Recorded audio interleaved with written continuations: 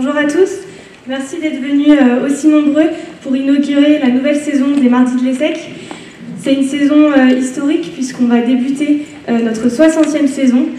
Le premier débat il est en compagnie de Salvador Dali en 1961 et aujourd'hui on est ravis de voir qu'au fil des années l'association grandit, se développe et on espère que cette saison va être à la hauteur de la précédente et va être aussi riche et variée.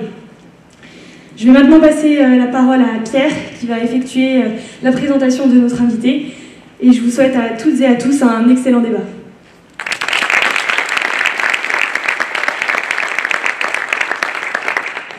Merci Constance. Bonsoir et bienvenue à ce nouveau débat des Mardis de l'ESSEC, organisé avec le concours du cabinet d'audit et de conseil Mazars, de OnePoint, architecte de la transformation des entreprises et de la modernisation des États, et en partenariat avec le journal La Tribune. INSEE, Trésor, Banque européenne d'investissement, FMI, Bercy, Inspection générale des finances, Engie. Combien d'étudiants de 20 ans rêveraient d'avoir un parcours aussi ambitieux que le vôtre? Et alors, quels sont vos secrets qui vous ont permis de devenir cette femme d'affaires redoutable, à la tête d'un paquebot de plus de 170 000 salariés, celle qui oriente la politique économique de la France, ou celle qui murmure à l'oreille du Premier ministre?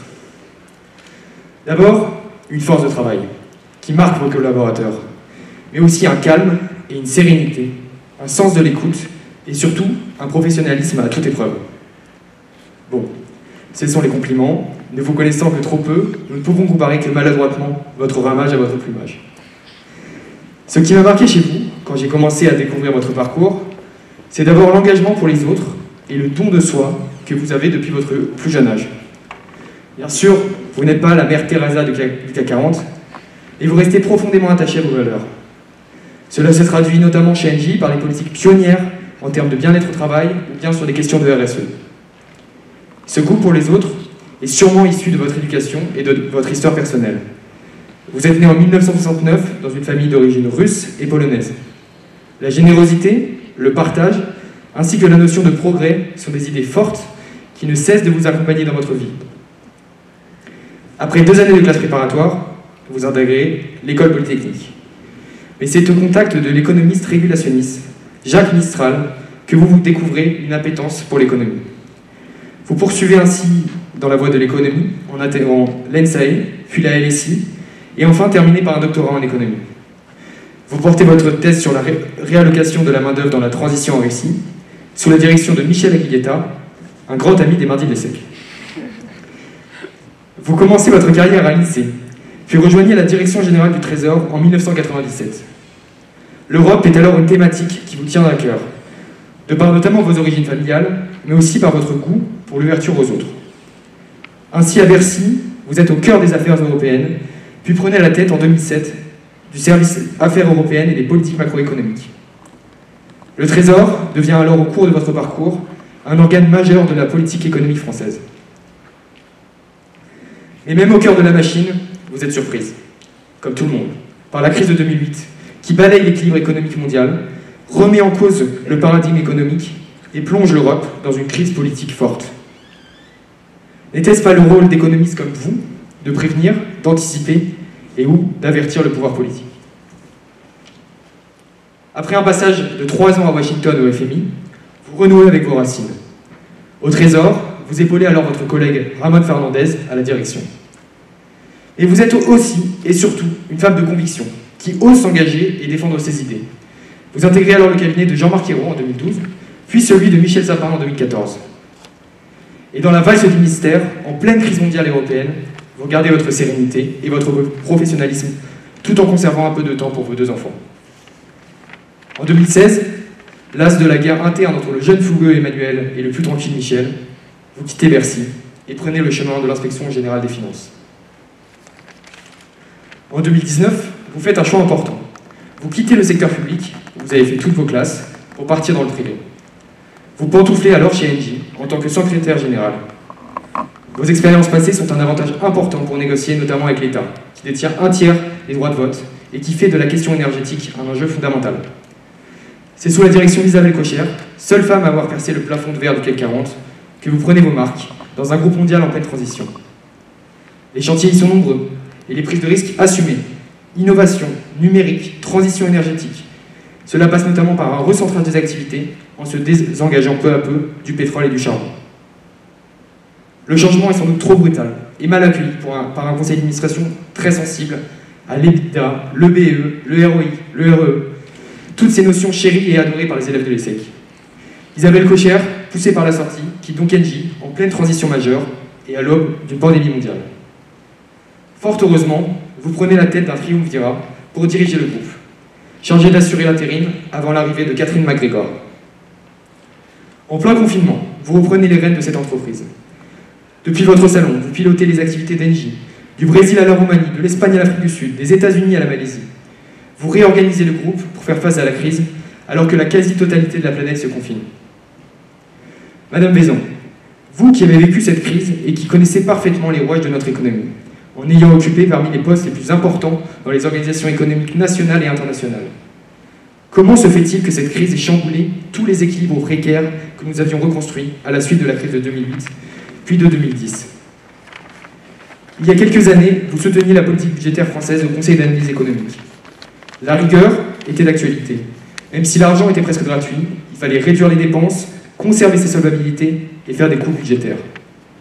Et aujourd'hui, tout vole en éclats. L'argent n'a presque plus de sens, l'inflation ne repart pas, l'État réussit à mettre plus de 100 milliards d'euros sur la table en un instant. Comme si nous avions changé de paradigme, de période, d'époque. Économiste ou plus haut placé chez Engie, le monde d'après sera-t-il vraiment différent de celui d'avant ?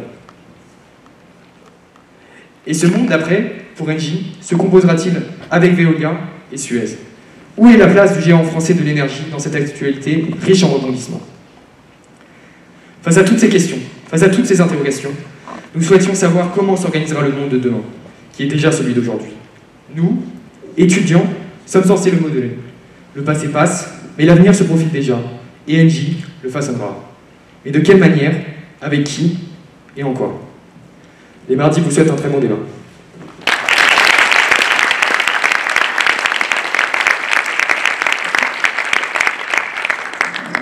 Bonsoir Madame Claire Vaison, merci d'avoir accepté notre invitation.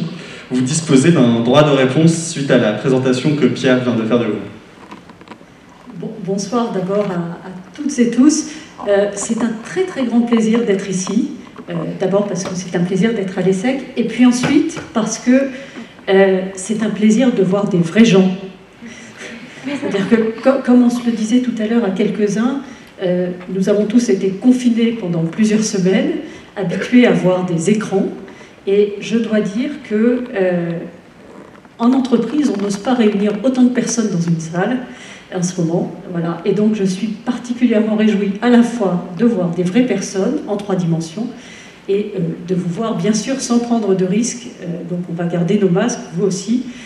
Ça fait partie des règles du jeu, mais ça permet de se voir, ce qui est quand même un contact beaucoup plus agréable. Alors un droit de réponse sur ce qui a été dit. D'abord, tout ça est beaucoup trop gentil. Donc je remercie celui qui a écrit ces paroles, voilà, qui est là, qui a écrit ces paroles. Et ensuite, il y avait beaucoup de questions et d'interpellations. Donc, ce que je vous propose, si vous en êtes d'accord, c'est plutôt qu'on reprenne un certain nombre de questions, soit avec vous, hein, et vous poserez bien évidemment toutes les questions qui vous tiennent à cœur, soit de la part de la salle, puisque vous êtes nombreux, je serai évidemment très intéressée aussi d'avoir vos questions, vos réactions à la fin. Voilà, merci beaucoup.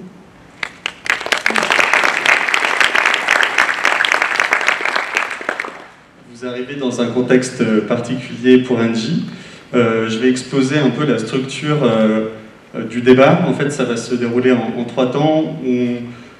On avait à cœur de commencer d'abord par un retour sur le management de transition que vous avez assuré pendant une période de crise sanitaire assez inédite, avant ensuite d'aborder les sujets de la transition énergétique qui intéressent tout le monde et qui restent extrêmement d'actualité. Nous aurons un petit interlude et nous finirons par aborder des sujets plus transverses et stratégiques, et notamment l'actualité Veolia-Suez. Alors, pour commencer, rappelons à notre auditoire le contexte particulièrement complexe dans lequel vous avez dû remplacer Isabelle Kocher à la tête d'Engie. Un ensemble de critiques lui a été adressé, ce qui a mené à son départ prématuré avant la fin de son mandat initialement prévu en mai 2020. Dès lors, sur la forme, vous apparaissez comme en rupture avec le style Kocher, quasiment pas d'apparition média, une direction collégiale. Ma première question sera la suivante. Comment définiriez-vous votre rôle de directrice générale par intérim et quel sens prend la notion de manager de transition dans un contexte si particulier ? Alors, effectivement, je suis arrivée donc à la tête d'Engie en février dernier, à la tête de ce qu'on n'appelle pas un triumvirat, parce que triumvirat, il y a homme dedans, donc on appelle ça un trio. Donc j'ai à mes côtés le directeur des opérations, qui est portugais, Paulo Almirante, et la directrice financière, qui est autrichienne. Voilà, vous nous voyez tous les trois, avec le président du conseil d'administration, qui est à droite.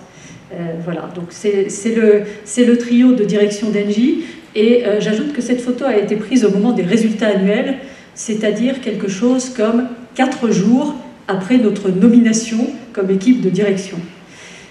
Voilà, c'est un souvenir évidemment assez vivace, hein, puisque le groupe a traversé, vous y avez fait allusion, un épisode de gouvernance compliqué, à l'issue duquel le conseil d'administration a décidé de ne pas renouveler Isabelle Kocher pour un prochain mandat, et le départ d'Isabelle Kocher s'est effectué courant février, à quelques jours des résultats annuels.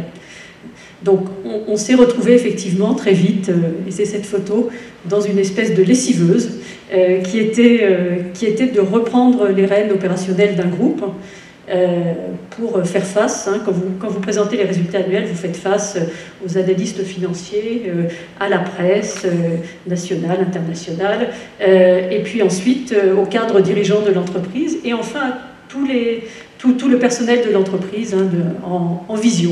Donc ça a été une journée très très intense, c'était le début de notre management de transition. Le management de transition, c'est quoi dans ce contexte? Pour moi, ça a été très clair dès le début.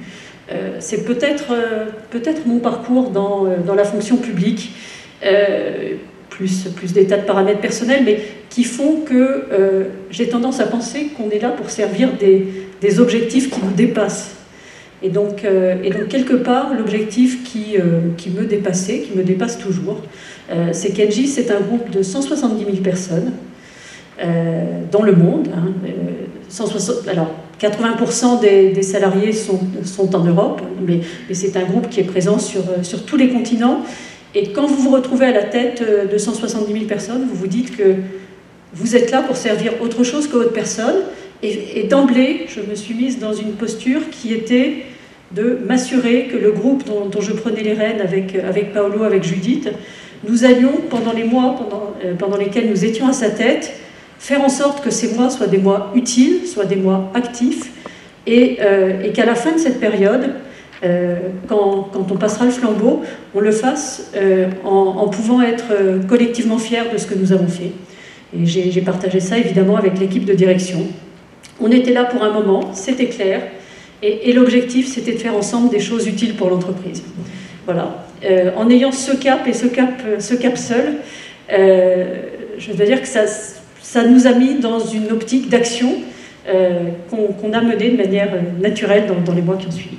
Très bien. Et donc sans entrer dans les détails vraiment de la stratégie qu'on évoquera, auquel on consacrera vraiment une partie, votre sentiment global, on va dire, comparé entre en février et maintenant, que vous apprêtez à passer les rênes d'Engie, en tout cas reprendre votre poste de secrétaire général, si je ne me trompe pas. Quel est votre sentiment global? Est-ce que, par exemple, les divergences internes dont j'ai parlé, enfin voilà, est-ce que par exemple la rénovation aussi de la gouvernance a bien eu lieu? Est-ce que les divergences internes se sont apaisées par rapport à la situation de février? Justement, sans rentrer dans les vraiment détails de stratégie, mais est-ce que, en ce sens, votre mission de chef d'orchestre a été, vous pensez qu'elle a été complètement accomplie? Alors, je crois qu'il ne faut pas surestimer ce qu'étaient les divergences en février. Et en particulier, il n'y avait pas de divergence stratégique entre le conseil d'administration et la directrice générale, hein, Isabelle Kocher. Donc de ce point de vue-là, voilà, c'est une photo d'Isabelle Kocher avec Jean-Pierre Clavadieu. De ce point de vue-là, on va y revenir, hein, bien sûr, mais Isabelle Kocher a fait faire un virage un virage stratégique d'inscription dans la transition énergétique à l'entreprise, qui a été un virage extrêmement puissant. Cette entreprise est une entreprise qui est gazière à l'origine. C'est une entreprise dans laquelle nous avons divisé par 2 l'empreinte carbone d'Engie entre 2015 et 2019. Donc, immense virage dans la transition énergétique. Vous voyez des éoliennes. Engie aujourd'hui, c'est le premier développeur d'éolien en France, par exemple. Très, très, très grand virage, et le conseil d'administration était en phase avec cette orientation stratégique. Donc il ne s'agissait pas de faire un nouveau... il ne s'agissait pas d'une rupture sur la stratégie, il s'agissait d'un choix, de personnes qui ne m'appartient pas de commenter, mais qui ne remet pas en cause vraiment le travail qui avait été fait chez Engie. Donc de ce point de vue-là, quelques mois après, qu'est-ce que j'en tire? J'en tire surtout que c'est une entreprise, vous en avez conscience, tout groupe humain est comme ça, mais c'est une entreprise qui est extrêmement riche de ces hommes, de ces femmes, et c'est cette richesse qui nous a permis de traverser la crise, et en particulier du Covid. On sait que vous étiez donc une manager de transition, et en effet, Catherine McGregor vient d'être nommée vendredi dernier à votre succession, et sa prise de fonction est prévue le 1er janvier 2021. Elle a été choisie pour son profil industriel et international. Elle était dirigeante de Technique FMC. C'est un choix audacieux selon certains commentateurs, dans la mesure où elle a fait toute sa carrière dans le pétrole et le gaz.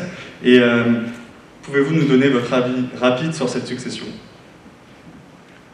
Alors, d'abord, je pense que c'est une très bonne chose que le conseil d'administration ait désigné un nouveau directeur général.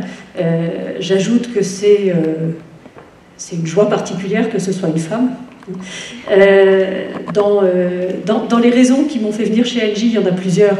Il y a des raisons de métier. Le fait que l'entreprise soit vraiment inscrite dans la transition énergétique, c'était une manière pour moi de réconcilier un intérêt particulier, privé, qui est celui de l'entreprise, avec, là encore, quelque chose qui faisait sens. Donc ça, c'était la première raison. Mais le fait que l'entreprise soit dirigée par une femme, Isabelle Kocher, à l'époque, était aussi un facteur qui a compté dans mon intérêt pour l'entreprise. Donc mon premier commentaire, c'est que je suis très heureuse que le conseil d'administration se soit arrêté sur un nouveau directeur général, et encore plus heureuse que ce soit une directrice générale. Voilà, je trouve que c'est bien. Je trouve qu'il est évident que les femmes, comme les hommes, peuvent occuper les plus hautes responsabilités dans ce pays et ailleurs, mais comme ça n'est pas encore tout à fait assez évident pour tout le monde, c'est bien qu'on continue à le montrer. Voilà, donc très heureuse que Catherine nous rejoigne. Je pense qu'elle a un profil par ailleurs très intéressant, qu'elle va beaucoup apporter au groupe.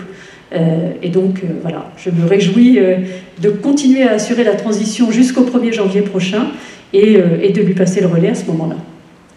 Et donc, pour rebondir là-dessus, le sentiment dominant est que Jean-Pierre Clamadieu, qui a pris beaucoup de place, notamment sur le dossier Suez, restera prépondérant.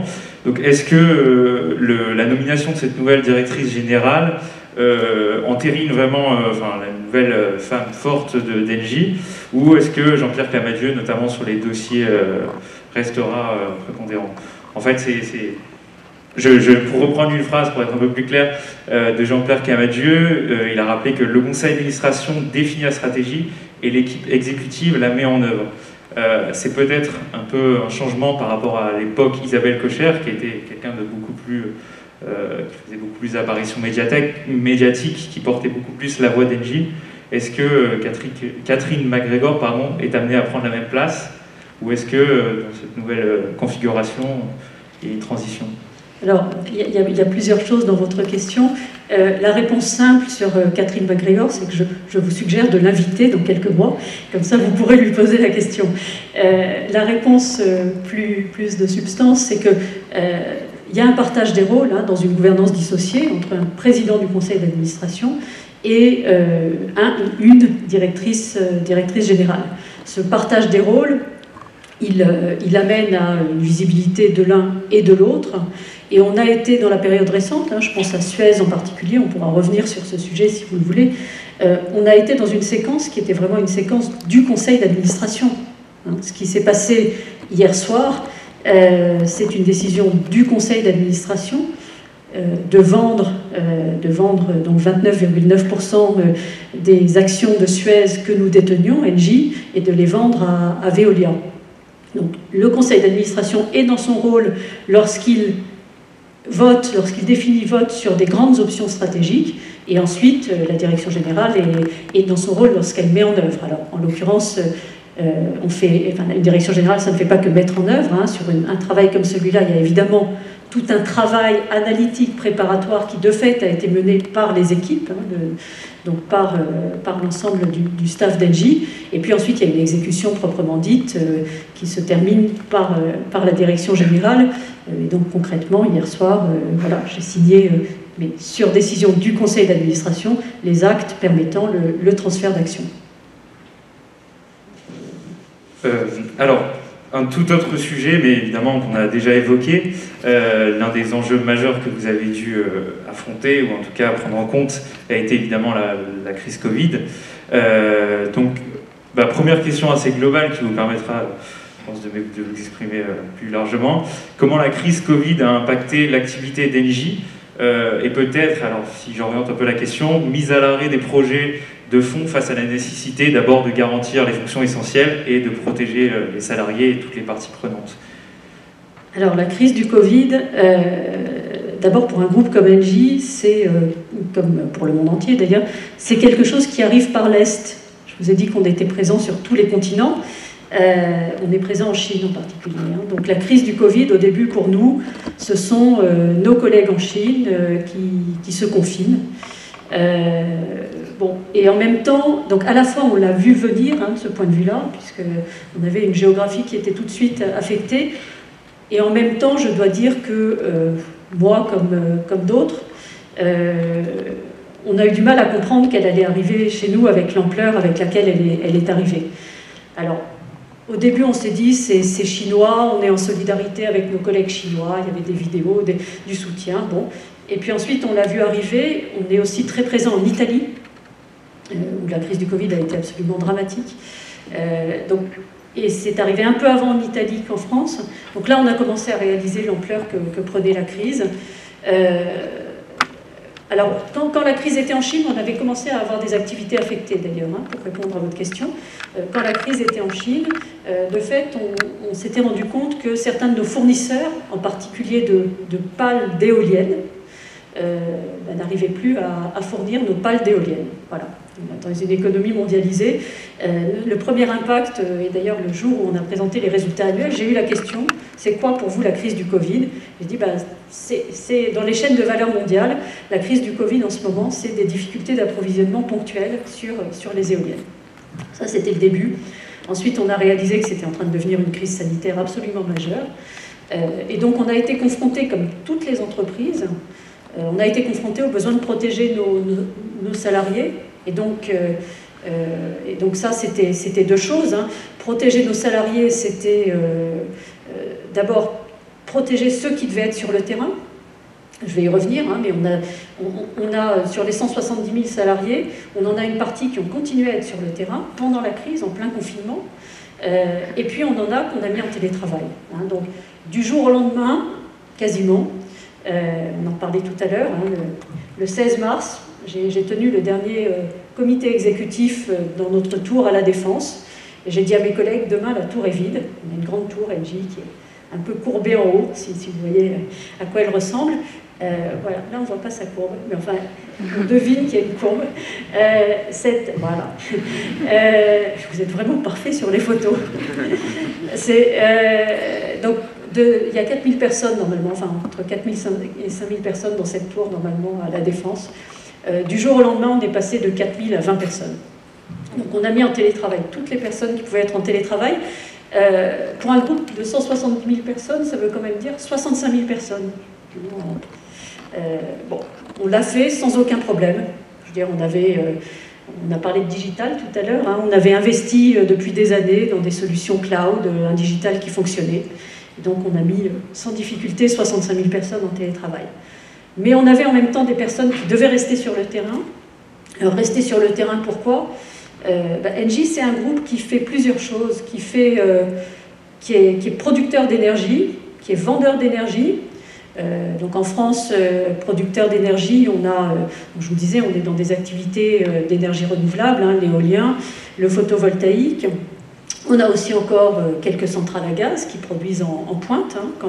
Quand en hiver vous avez besoin de chauffage, le nucléaire ne suffit, on pourra revenir sur ces sujets si vous voulez, le nucléaire ne suffit pas, les énergies renouvelables non plus, et donc on fait appel aux centrales à gaz à ce moment-là. Et quand les centrales à gaz ne suffisent pas, on fait appel au charbon.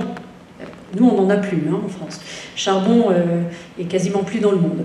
Mais on fait appel au charbon. Donc il faut savoir que le gaz, aujourd'hui, c'est moins polluant que le charbon et ça produit de l'électricité quand il y en a besoin en France, en fait. Mais donc, on a quelques centrales à gaz, on a surtout des distributeurs de gaz. Hein, GRDF, c'est Engie. GRT Gaz, les gros tuyaux, c'est Engie aussi. Les terminaux méthaniers et l'Engie, c'est Engie aussi. Les stockages de gaz, c'est aussi Engie. Donc toutes ces activités gazières, en fait, sont des activités qui, pour certaines, sont des opérateurs d'importance vitale, ne peuvent pas s'arrêter. Hein, l'énergie, c'est vital pour nos sociétés. Donc ces collègues-là ont continué à travailler. Et puis Engie, c'est aussi la production de services. Hein, en fait, on est dans, par exemple, en France, on est dans plus de 330 hôpitaux. Qu'est-ce qu'on fait dans les hôpitaux ?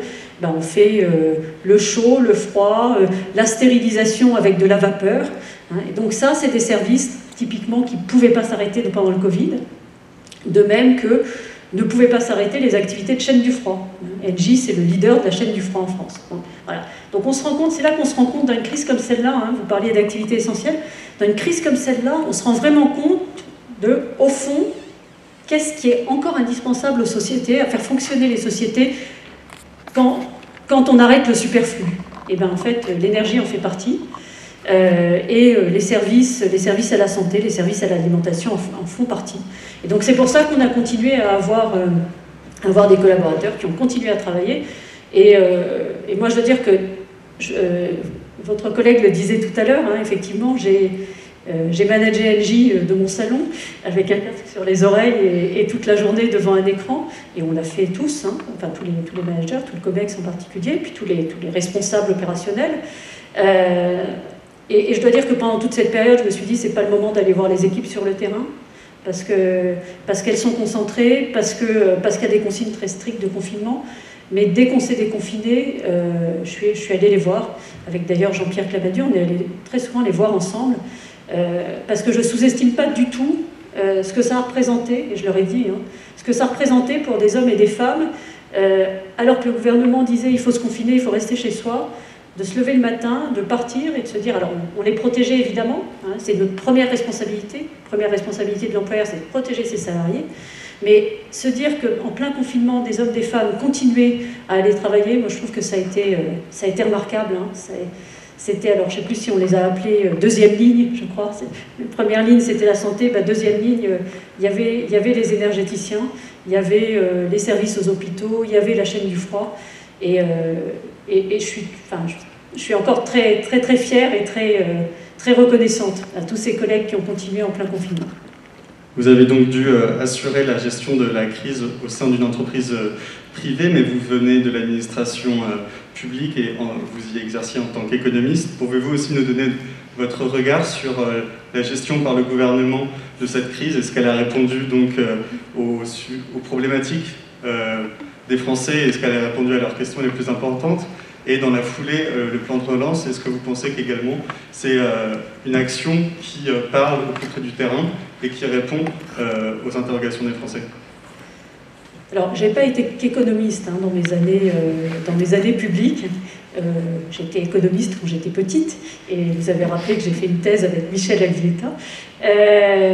J'ai fait ensuite du conseil de politique économique, et puis de la négociation européenne, enfin des choses assez variées qui sont pas de l'économie, je dirais pas du tout de l'économie théorique.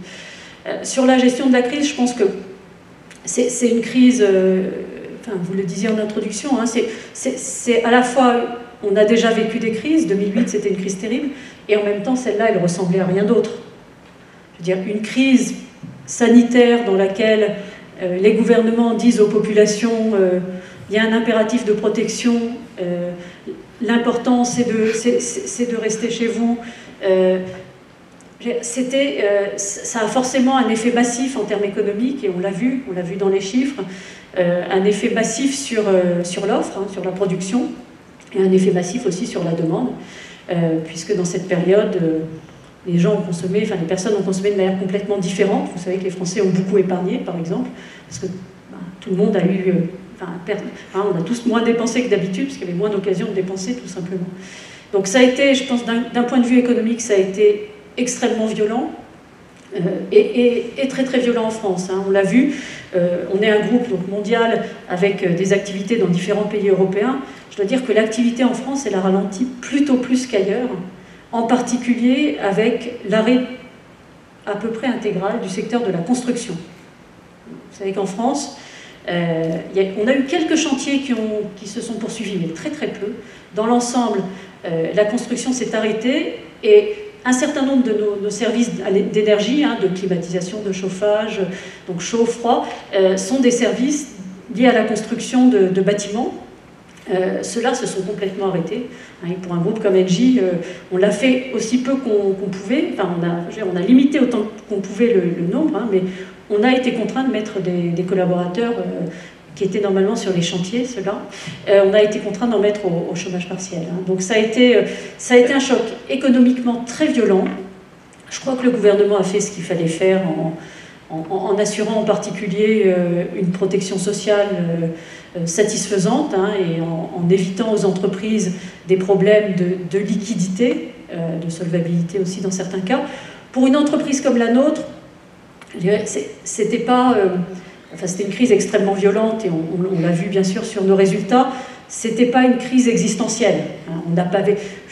On a assuré dans la crise, et on s'est assuré très vite que ça allait être le cas, on a assuré une capacité de résistance financière. On savait que même dans les scénarios les pires, même si le Covid avait duré 6 mois de confinement total, on savait qu'on pouvait faire face à nos factures, qu'on allait continuer à payer nos salariés, qu'on allait continuer à payer nos fournisseurs. Donc on n'était pas dans un gros stress, mais je crois que le gouvernement a fait ce qu'il fallait pour les entreprises qui étaient les plus stressées. Alors ensuite, le plan de relance, qui est la deuxième partie de votre question. Le plan de relance, moi je crois que c'est surtout une très belle occasion, ça va peut-être nous amener à la transition énergétique, c'est une très belle occasion de faire changer l'économie de chemin. Vous savez, les économistes, ils aiment bien raisonner en termes de chemin de croissance.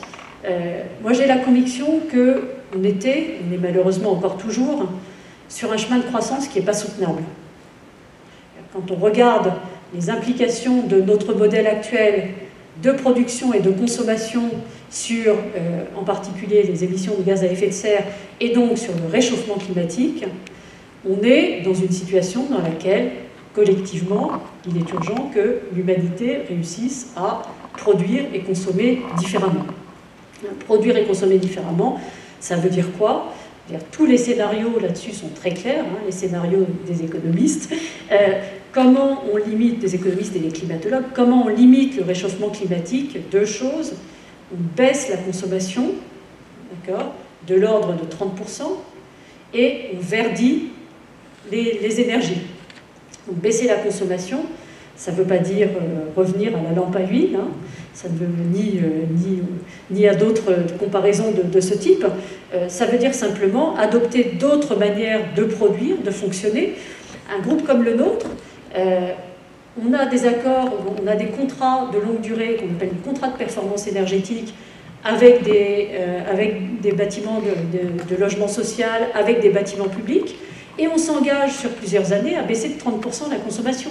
C'est tout à fait possible. C'est possible en gardant un niveau de confort et de vie, j'allais dire, de vie moderne. Donc il faut baisser notre consommation énergétique, il n'y a aucun doute là-dessus, et il faut verdir notre électricité et notre gaz. Donc moi je crois qu'aujourd'hui, le plan de relance, c'est une occasion absolument unique de se dire, on était sur un chemin qui n'est pas soutenable, comment on fait pour que l'argent qu'on injecte aujourd'hui dans l'économie, hein, c'est vrai, c'est de l'investissement de manière massive. Comment on fait pour qu'il change le chemin de croissance? Ça ne veut pas dire qu'on sera en décroissance, ça veut dire qu'on sera dans une croissance qui change de nature et dans laquelle on va consommer moins et consommer plus vert. Alors, ça m'évoque la notion de croissance réparatrice que Isabelle Kocher avait employée, même vraiment développée dans un article en décembre dernier, de croissance réparatrice. Est-ce que c'est vraiment, par exemple, une logique qu'Engie adopte, puisque vous avez, il me semble, vous venez d'écarter le terme de décroissance. Est-ce que, en ce sens... Alors, pour être tout à fait franche, je ne suis pas absolument certaine de ce que voulait dire Isabelle Kocher quand elle a dit croissance réparatrice. Donc si vous avez un peu de contexte, ça me permettra de vous répondre peut-être de manière plus précise. Elle évoquait les mêmes éléments, on va dire, en disant que bien sûr, il fallait véritablement maintenant introduire des questions écologiques au cœur de la stratégie énergétique, au cœur de la stratégie du groupe d'Engie. Et donc, elle a condensé, on va dire, cette réflexion que vous avez eue plus ou moins dans le terme de croissance réparatrice. On se demandait aussi, justement, on allait vous demander quel était votre sentiment par rapport au terme de décroissance, puisque c'est vrai que dans la bouche d'une patronne du CAC 40, c'est potentiellement un peu surprenant, forcément. Mais bon, voilà, vous avez évoqué en l'occurrence le terme. Et donc voilà, je voulais vous... Alors, oui, je pense que le fond du sujet, au-delà de ce qu'a voulu dire Isabelle, mais je relirai mes classiques, le fond du sujet, c'est qu'il faut que la croissance change de nature. C'est-à-dire qu'on ne peut pas continuer à croître comme on croit aujourd'hui. Ça ne veut pas dire qu'on doit décroître, mais ça veut dire que, c'est ce qu'on se disait tout à l'heure, consommer moins d'énergie, c'est possible tout en continuant à faire de la croissance. D'ailleurs, ça passe par beaucoup d'innovations.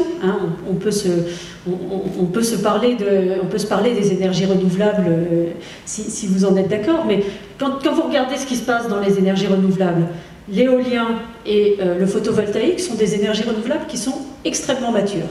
Je ne sais pas si vous avez vu des éoliennes récentes d'ailleurs, c'est tout à fait spectaculaire. Les premières éoliennes faisaient à peu près 15 mètres, les éoliennes actuelles font plus de 150 mètres. Je veux dire, alors ça ne veut pas dire que c'est des... en partie c'est des techniques différentes, en partie c'est des échelles complètement différentes, et puis il y a ça qui est de l'éolien en mer. Et l'éolien en mer, c'est plus coûteux aujourd'hui, parce qu'il faut rapporter l'électricité, mais en revanche ça a une propriété absolument formidable, l'éolien en mer, qui est qu'en mer il y a beaucoup plus de vent de manière beaucoup plus régulière. Et donc en fait l'éolien offshore, on a une joint venture là-dedans avec nos collègues portugais. L'éolien offshore, c'est une solution d'avenir tout à fait intéressante, beaucoup moins intermittente que les autres énergies.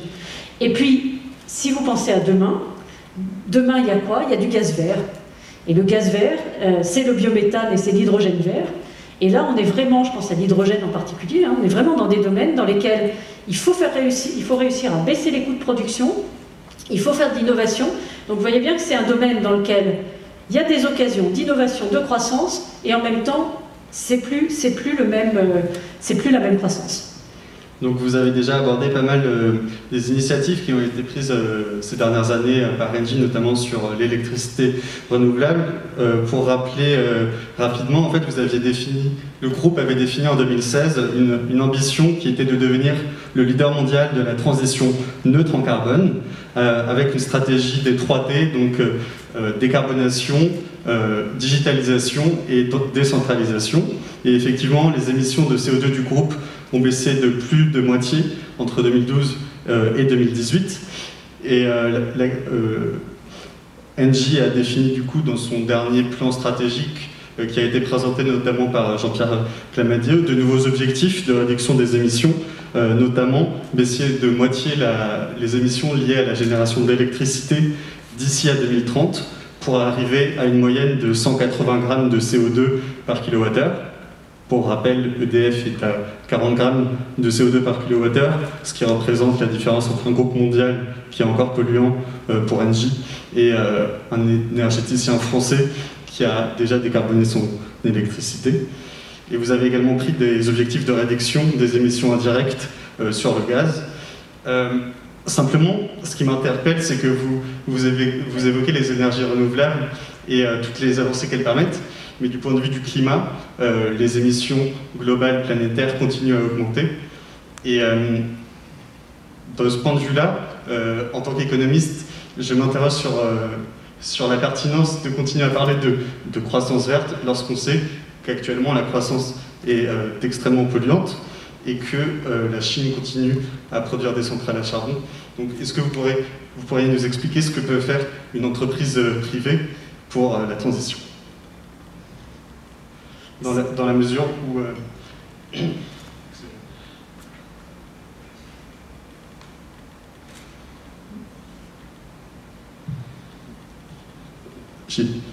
J'ai l'air de lui filer. Oui, je pense que l'idée, c'était surtout de... Bon, vous avez évoqué surtout les résultats qui ont été obtenus depuis 2016. Maintenant, en fait, la question globale, c'est quel changement attendre vraiment avec le nouveau plan en cours. Donc, pour rappel, il me semble que c'est un plan qui va de 2019 à 2021, a priori. Et donc, c'est actuellement les objectifs d'Engie. Donc, comment aller plus loin, justement, sur ces résultats qui ont été déjà acquis? Alors, j'ai envie de vous parler des entreprises et des États, parce que je pense que les deux sont importants. D'abord, peut-être un mot pour dire que quand vous citiez les émissions de carbone de la production d'électricité d'EDF, il faut avoir en tête que c'est évidemment lié au choix énergétique français, c'est-à-dire au nucléaire. Le nucléaire, c'est une énergie décarbonée qui a ses propres, je dirais, ses propres contraintes, qui suscite ces débats, mais c'est une énergie qui est aujourd'hui une énergie décarbonée. J'ajoute qu'Engie est exploitant de quelques tranches de centrales nucléaires en Belgique, qui donc produisent de l'énergie décarbonée. Alors, qu'est-ce que peut faire une entreprise comme Engie et qu'est-ce que doivent faire les États? Parce que je pense que c'est important de réfléchir aux deux. Oui, tout à fait, oui. C'était aussi une question. C'est par rapport... alors, j'avais entendu dire... Enfin, j'ai lu dans les rapports d'Engie que Engie vraiment considérait que la deuxième transition énergétique, enfin la deuxième phase d'une transition énergétique d'ampleur mondiale, était surtout normalement le fait d'entreprises. Donc justement, c'est effectivement très intéressant d'avoir les rapports de force entre les deux, d'autant plus qu'Engie, on rappelle, est détenu pour son actionnaire principal et l'État. Donc effectivement, comment... Oui, alors, plusieurs choses. Moi, indépendamment d'Engie, je pense que si on veut répondre aux défis de la transition énergétique, et ça, c'est l'économiste en plus de la DG d'Engie qui vous parle, il faut réussir à guider les comportements publics comme privés. Donc là, vous me voyez arriver, normalement.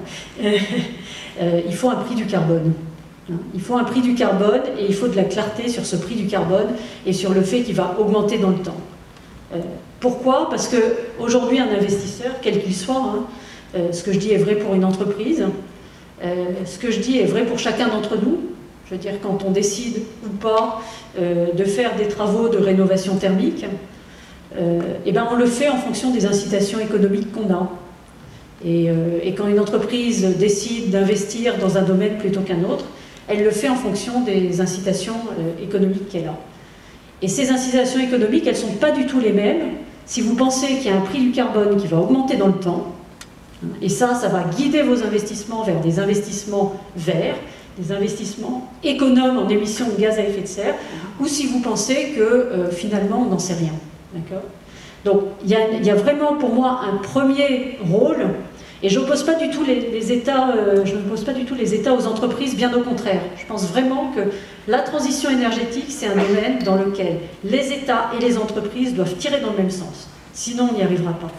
Et pour moi, le premier rôle des États, c'est de donner de la clarté sur le fait qu'on n'a pas le choix, qu'il va falloir baisser les émissions de gaz à effet de serre. Et la meilleure façon de donner de la clarté, c'est pas la seule. On peut faire de la réglementation. Et quand les États définissent, par exemple, des nouvelles normes de pollution pour les voitures, c'est utile. C'est une manière aussi de guider les comportements. Mais la manière, je dirais, la plus transverse de guider tous les comportements, les vôtres les nôtres comme individus, ceux des entreprises, ceux des collectivités locales, c'est de dire attention, le prix du carbone, il est là, il va continuer à augmenter, et donc vous avez de plus en plus intérêt à faire des investissements qui prennent en compte le fait que ça devient de plus en plus insupportable, le prix du carbone doit augmenter, ça devient de plus en plus insupportable, intolérable, d'avoir une croissance aussi émettrice de gaz à effet de serre. Donc, il y a vraiment un rôle des États pour guider les entreprises, et ensuite les entreprises, comme les autres, feront des choix d'investissement qui sont rationnels. Je serai un tout petit peu aussi moins sévère que vous sur la Chine.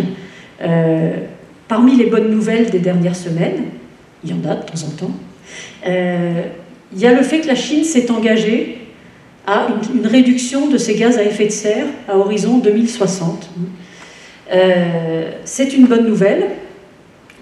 Effectivement, pour l'instant, on fait face à un pays qui a des besoins de développement extrêmement importants, qui a une croissance extrêmement polluante, avec effectivement des centrales à charbon qui continuent à se construire.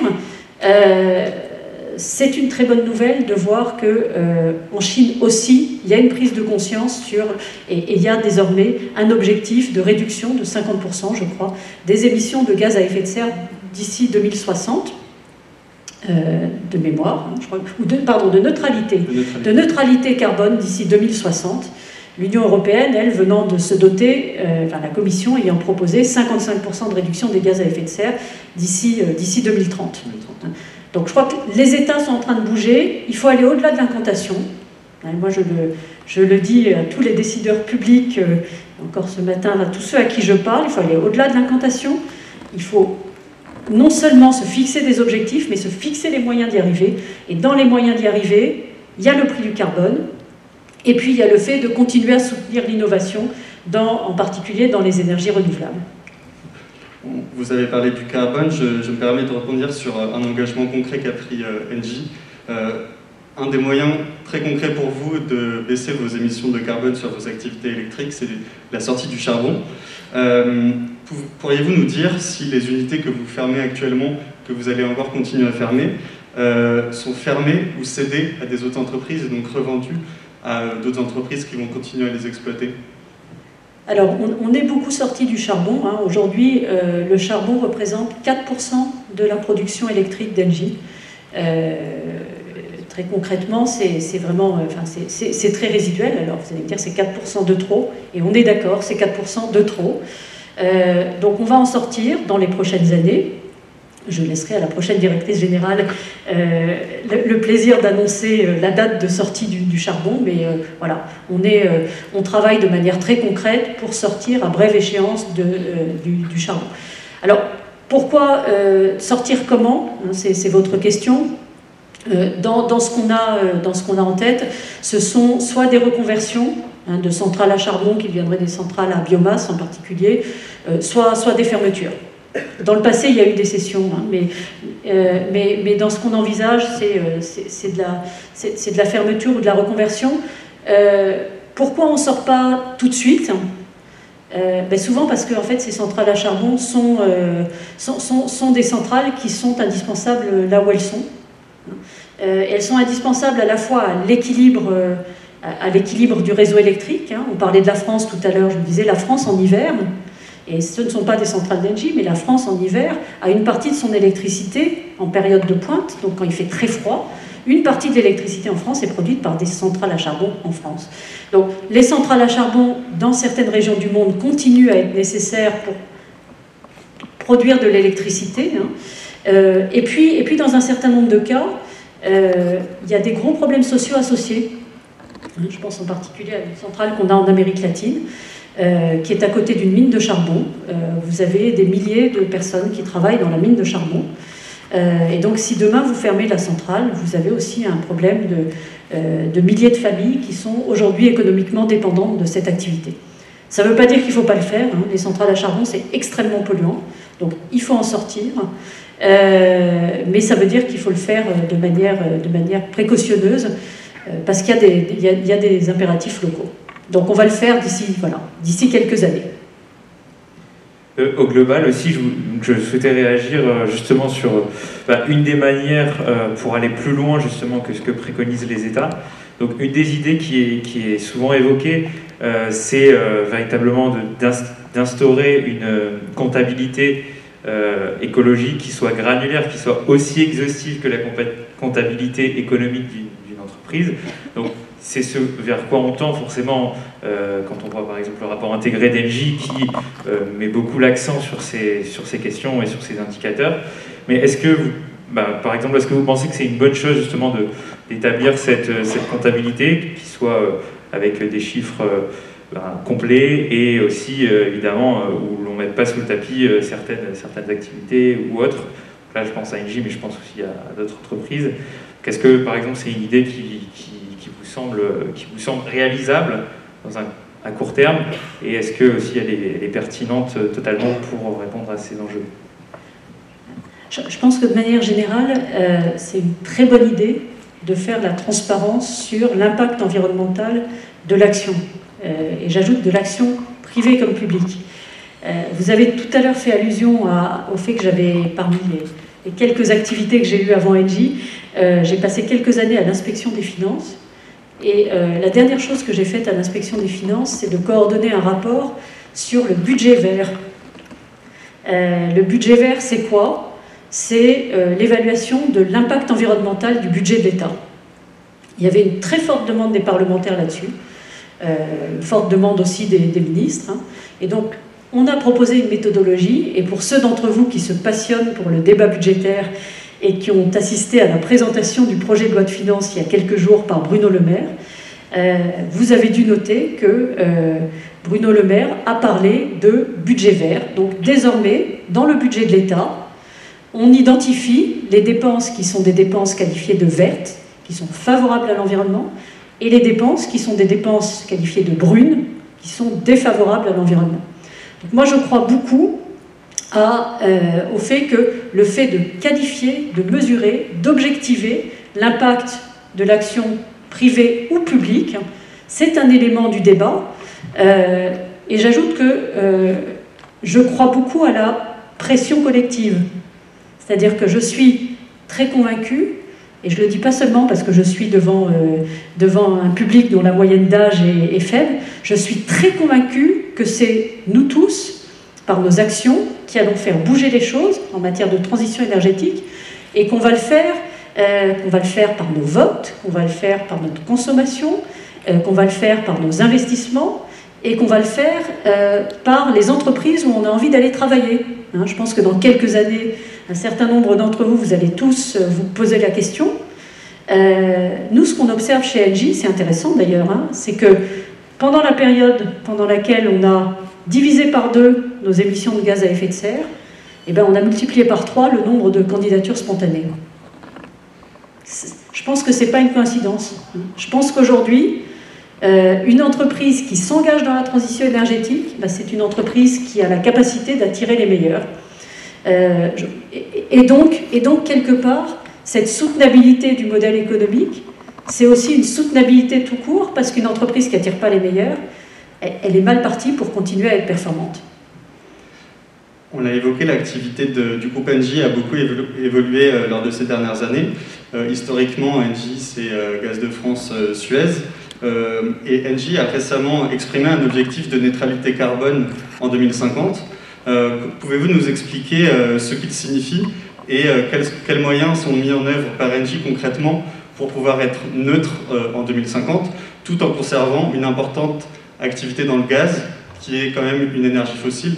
Pouvez-vous nous expliquer du coup quels sont les mécanismes qui permettent à une entreprise d'assurer ses fonctions tout en limitant son impact sur l'environnement? Alors on est en train de raffiner le travail sur la neutralité carbone, mais pour une entreprise comme Engie qui est gazière, ça peut paraître paradoxal de dire on va être neutre en carbone, mais en fait nous sommes convaincus que le gaz va se verdir. Donc, je vous parlais tout à l'heure de biométhane. Le biométhane, c'est quoi? C'est du gaz, c'est la même molécule. Pour ceux d'entre vous qui ont des souvenirs de chimie, le méthane, c'est CH4. Donc, c'est la même molécule, simplement, elle est faite à partir de déchets, en particulier agricoles. Ceux d'entre vous qui se promènent parfois en dehors de Cergy. Vous devez voir parfois dans les campagnes des sortes de grands cylindres avec un toit un peu bombé. Hein, ça, c'est des méthaniseurs. Donc c'est dans les territoires, dans les exploitations agricoles très souvent, de la fabrication de gaz qui ensuite est injecté dans le réseau. Donc ça, c'est du gaz qui n'est pas carboné, qui est du recyclage de déchets agricoles. L'hydrogène vert aussi, c'est du gaz, donc on parle beaucoup d'hydrogène, hein, et d'hydrogène décarboné. Mais en fait, dans la famille des hydrogènes décarbonés, vous avez l'hydrogène décarboné parce qu'il est produit à partir d'électricité nucléaire, d'accord ? Il est décarboné. Et puis vous avez l'hydrogène vert. L'hydrogène vert, c'est quoi ? C'est par exemple des panneaux photovoltaïques et ensuite à côté un électrolyseur qui sépare la molécule d'eau en hydrogène, en oxygène. Ça, c'est difficile de faire beaucoup plus vert. Vous avez un hydrogène qui est complètement, donc qui est du gaz et qui est complètement décarboné. Alors pourquoi le gaz c'est intéressant, hein, y compris dans la transition énergétique? D'abord c'est intéressant pendant la période de transition. Hein, je pense que ce qu'il faut avoir en tête, parce que vous pouvez vous dire le gaz naturel aujourd'hui c'est une énergie fossile, aucun doute là-dessus. Et donc c'est émetteur de CO2, aucun doute là-dessus. Simplement, première chose qu'il faut avoir en tête, c'est que si vous pensez à l'Allemagne ou à un certain nombre de pays de l'Est qui partent d'un mix énergétique qui est très carboné, avec beaucoup de centrales à charbon, à chaque fois que vous remplacez une centrale à charbon par une centrale à gaz, vous divisez grosso modo par 2 les émissions de gaz à effet de serre.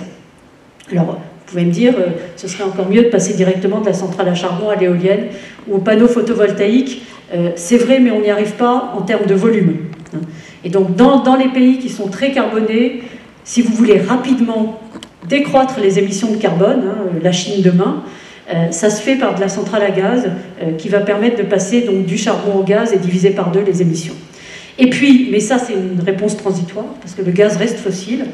La vraie réponse de demain, c'est que le gaz, c'est une énergie qui va être complémentaire des autres énergies renouvelables, hein, c'est notre conviction, parce qu'elle a une propriété qui est absolument formidable, c'est que le gaz, vous pouvez le transporter et vous pouvez le stocker.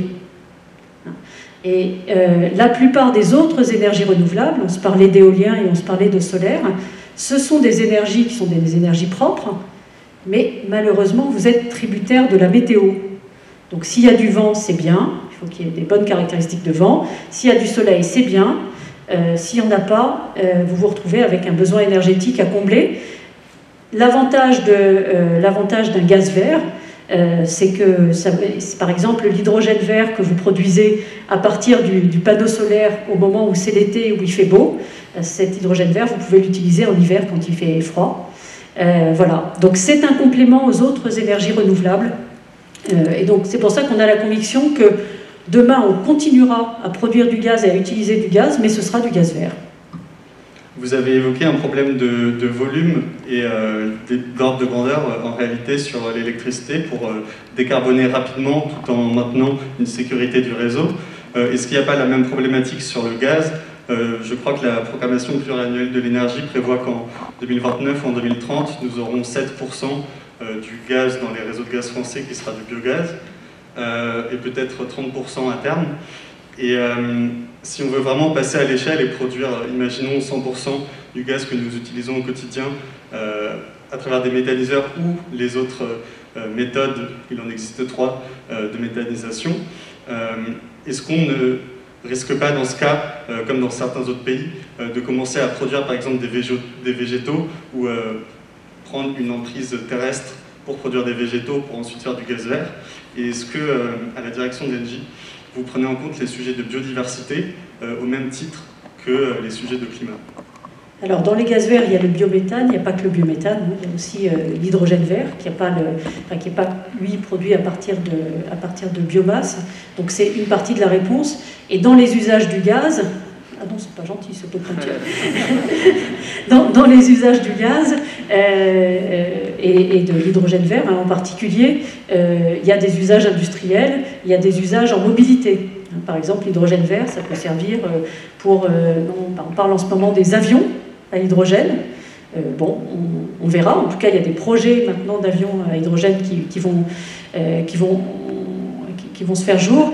Il y a aussi déjà aujourd'hui des trains qui circulent à hydrogène ou des camions qui circulent à hydrogène. Hein. Donc, quand on pense gaz vert, il ne faut pas penser que biométhane, ça va au-delà. Votre question était ensuite sur... Pardon, j'ai oublié la fin de la question. Et on sait que dans certains cas et dans certains pays, la volonté de produire du biométhane a entraîné en fait une dégradation de la biodiversité. Ah oui, la biodiversité, la prise en compte de la biodiversité. Ça, car il y a eu des cultures parfois intensives pour pouvoir alimenter en fait ces méthaniseurs. Donc oui, pour une entreprise comme Engie, hein, on a des objectifs RSE, vous y avez fait allusion.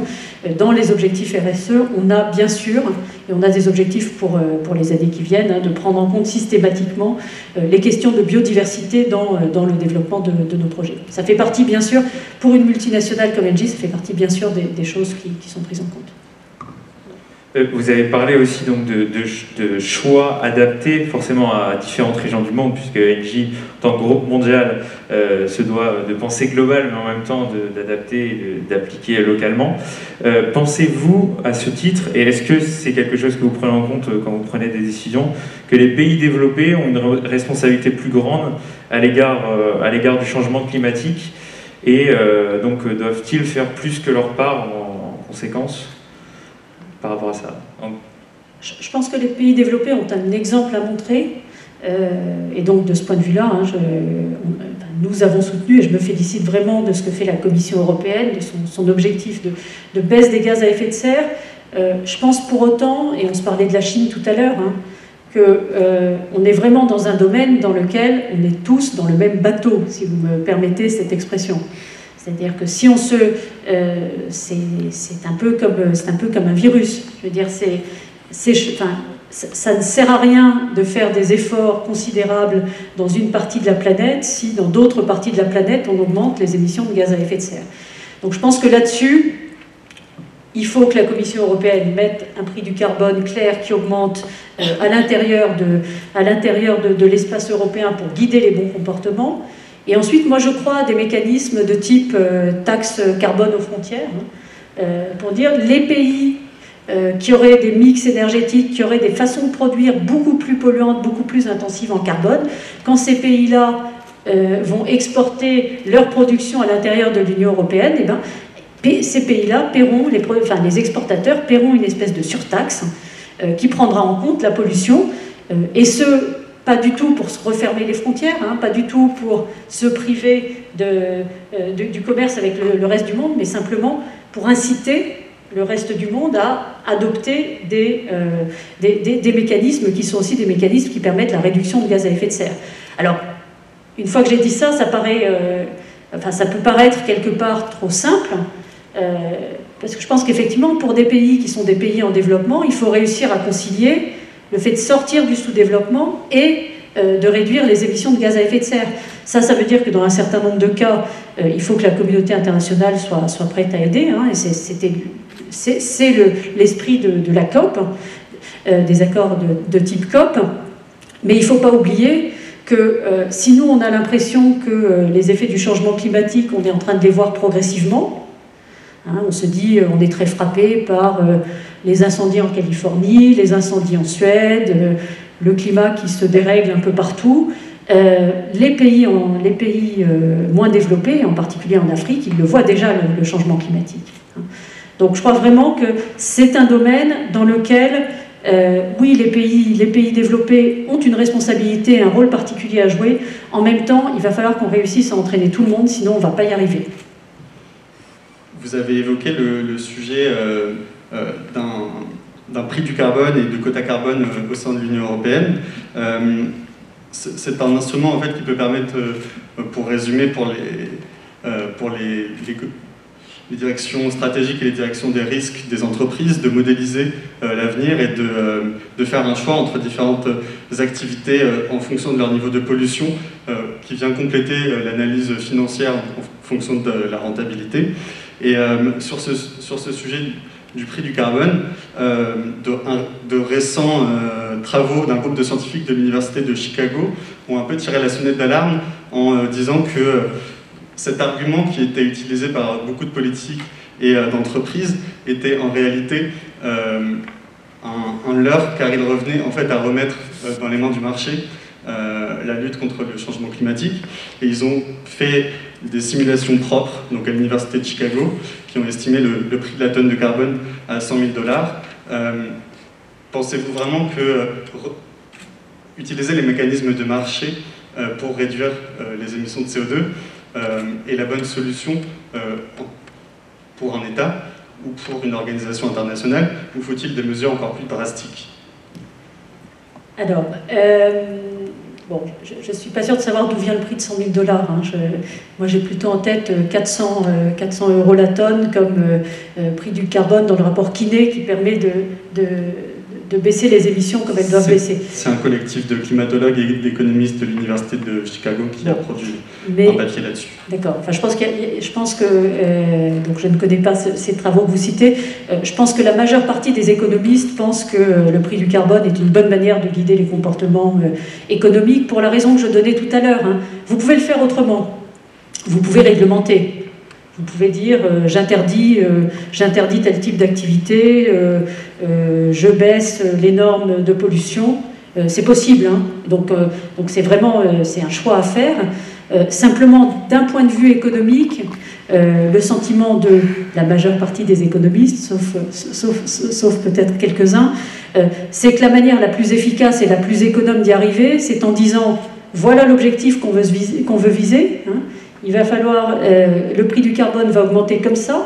Donc si vous continuez à polluer autant, eh bien voilà ce que ça va vous coûter. Ça, c'est la meilleure façon pour que chacun, dans sa vie, dans son comportement, les entreprises, adoptent le meilleur mélange de comportements, baisse de consommation dans certains cas, changement de technique dans d'autres cas, qui est adapté à son cas particulier et qui permet de baisser effectivement ses émissions. C'est au fond, quand vous réfléchissez au sujet, il y a une espèce d'hétérogénéité gigantesque de comportements, de domaines d'action, et quelque part, il y a une espèce de signal prix qui est un truc unique, qui est un peu magique en économie, qui est de dire, quand vous polluez, j'associe un prix. Et ça veut dire que vous allez vous débrouiller, mais vous allez polluer moins. Donc moi, je crois que le prix du carbone, il a vraiment un impact. Alors, est-ce que c'est facile et est-ce qu'on peut augmenter le prix du carbone sans difficulté? Non, pas du tout. Hein. On a vu en France l'épisode des Gilets jaunes. Les Gilets jaunes, c'est quoi? C'est l'augmentation du prix des carburants. Voilà. C'est l'augmentation du prix des carburants et c'est un malaise social qui s'exprime en disant ce prix des carburants qui augmente, c'est quelque chose que nous considérons comme insupportable. Donc, évidemment, il faut être attentif, ça c'est pour les politiques, hein, au premier chef, mais il faut être attentif au fait que la transition écologique, elle peut se faire que si elle est soutenable d'un point de vue sociétal et social. Et donc en particulier, si vous augmentez le prix du carbone, si vous augmentez le prix du carburant, ça a des effets redistributifs. Il y a des personnes pour qui ça va avoir très peu d'effets, ceux qui ne prennent pas leur voiture, ceux qui ont des transports en commun de qualité, par exemple, ceux qui vivent sur un campus, et puis il y a ceux qui ont des grands trajets domicile-travail tous les jours, pour lesquels ça va avoir beaucoup plus d'impact. Donc, avec l'augmentation du prix du carbone, il faut s'assurer qu'on prend en compte et qu'on traite les effets redistributifs pour permettre que ce soit socialement soutenable pour tout le monde. Et imaginons, nous nous mettons en l'an 2100, on a un réchauffement à plus 4, plus 5 degrés, et un effondrement d'un certain nombre d'activités humaines. Est-ce que vous ne pensez pas que rétrospectivement, un prix du CO2 à 400 € la tonne, ça ne paraîtra pas dérisoire et finalement insuffisant au regard de l'enjeu?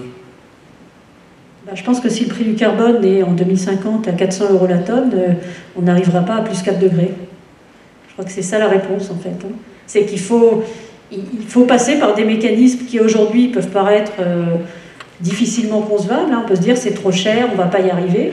Mais la réalité c'est qu'il faut mettre un prix élevé à la pollution, aux émissions de gaz à effet de serre, et c'est la seule manière d'éviter les 4 degrés de plus ou autre, hein, mais d'éviter en tout cas un réchauffement climatique excessif. Écoutez, merci pour tous ces éléments qui nous permettent forcément de mieux comprendre la stratégie climatique, énergétique d'Engie. Il y aurait évidemment beaucoup de sujets à aborder, mais nous allons d'abord nous accorder une parenthèse avec le petit jeu des mardis précité.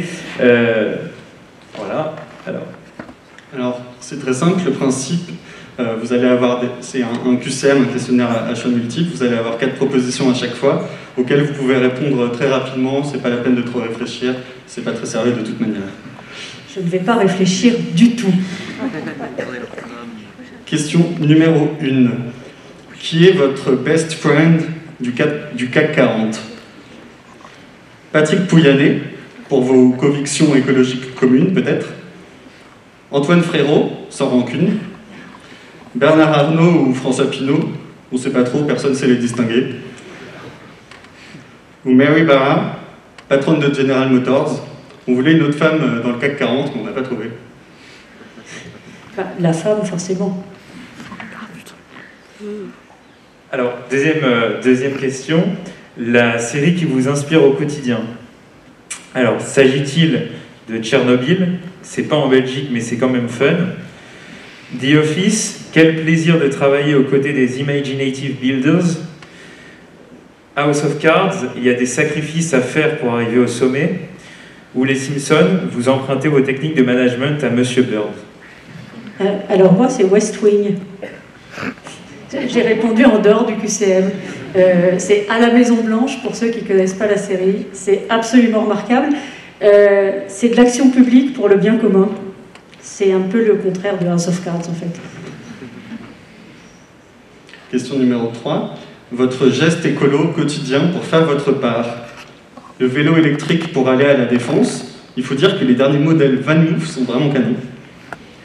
Vous superposez, j'en ai sauté une, le régime végétarien. Ils viennent même de sortir un bacon veggie. Vous superposez les polaires Patagonia recyclés pour retarder l'allumage du chauffage en hiver. Ou alors les zéro déchets, c'est quand même vachement plus facile avec les pois chiches qu'avec l'uranium. Alors, mon fils n'est pas là, donc je peux dire que je suis de plus en plus végétarienne. Ça le fait rire parce que lui est vraiment végétarien. Mais voilà, c'est plutôt le 2. Très bien. Quelle est la vraie raison de la vente de Suez à Veolia, que l'on va bientôt évoquer? Une riposte contre l'État face à la fermeture des bars à 22h. Abandonner la filiale la plus verte d'Engie pour retourner au charbon et au nucléaire. Trouver un prétexte pour changer le slogan de Engie un peu nul, by people for people, en on n'a pas d'argent, on a des femmes PDG. Ou laisser Suez couler Veolia et utiliser l'argent de la vente pour racheter tout Veolia dans 10 ans.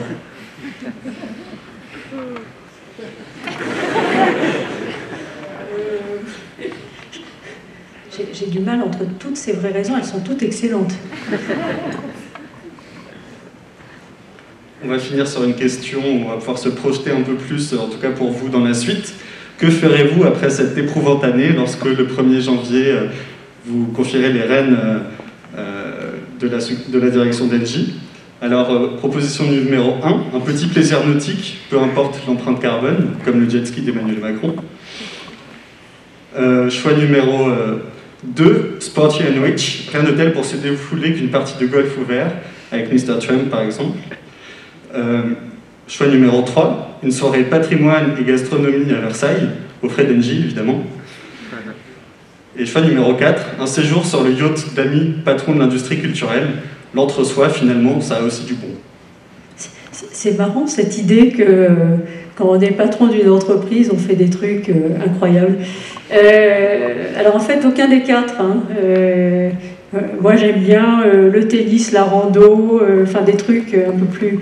Voilà, chouille plus écolo et chouille plus normaux que ce que vous avez mis à l'écran.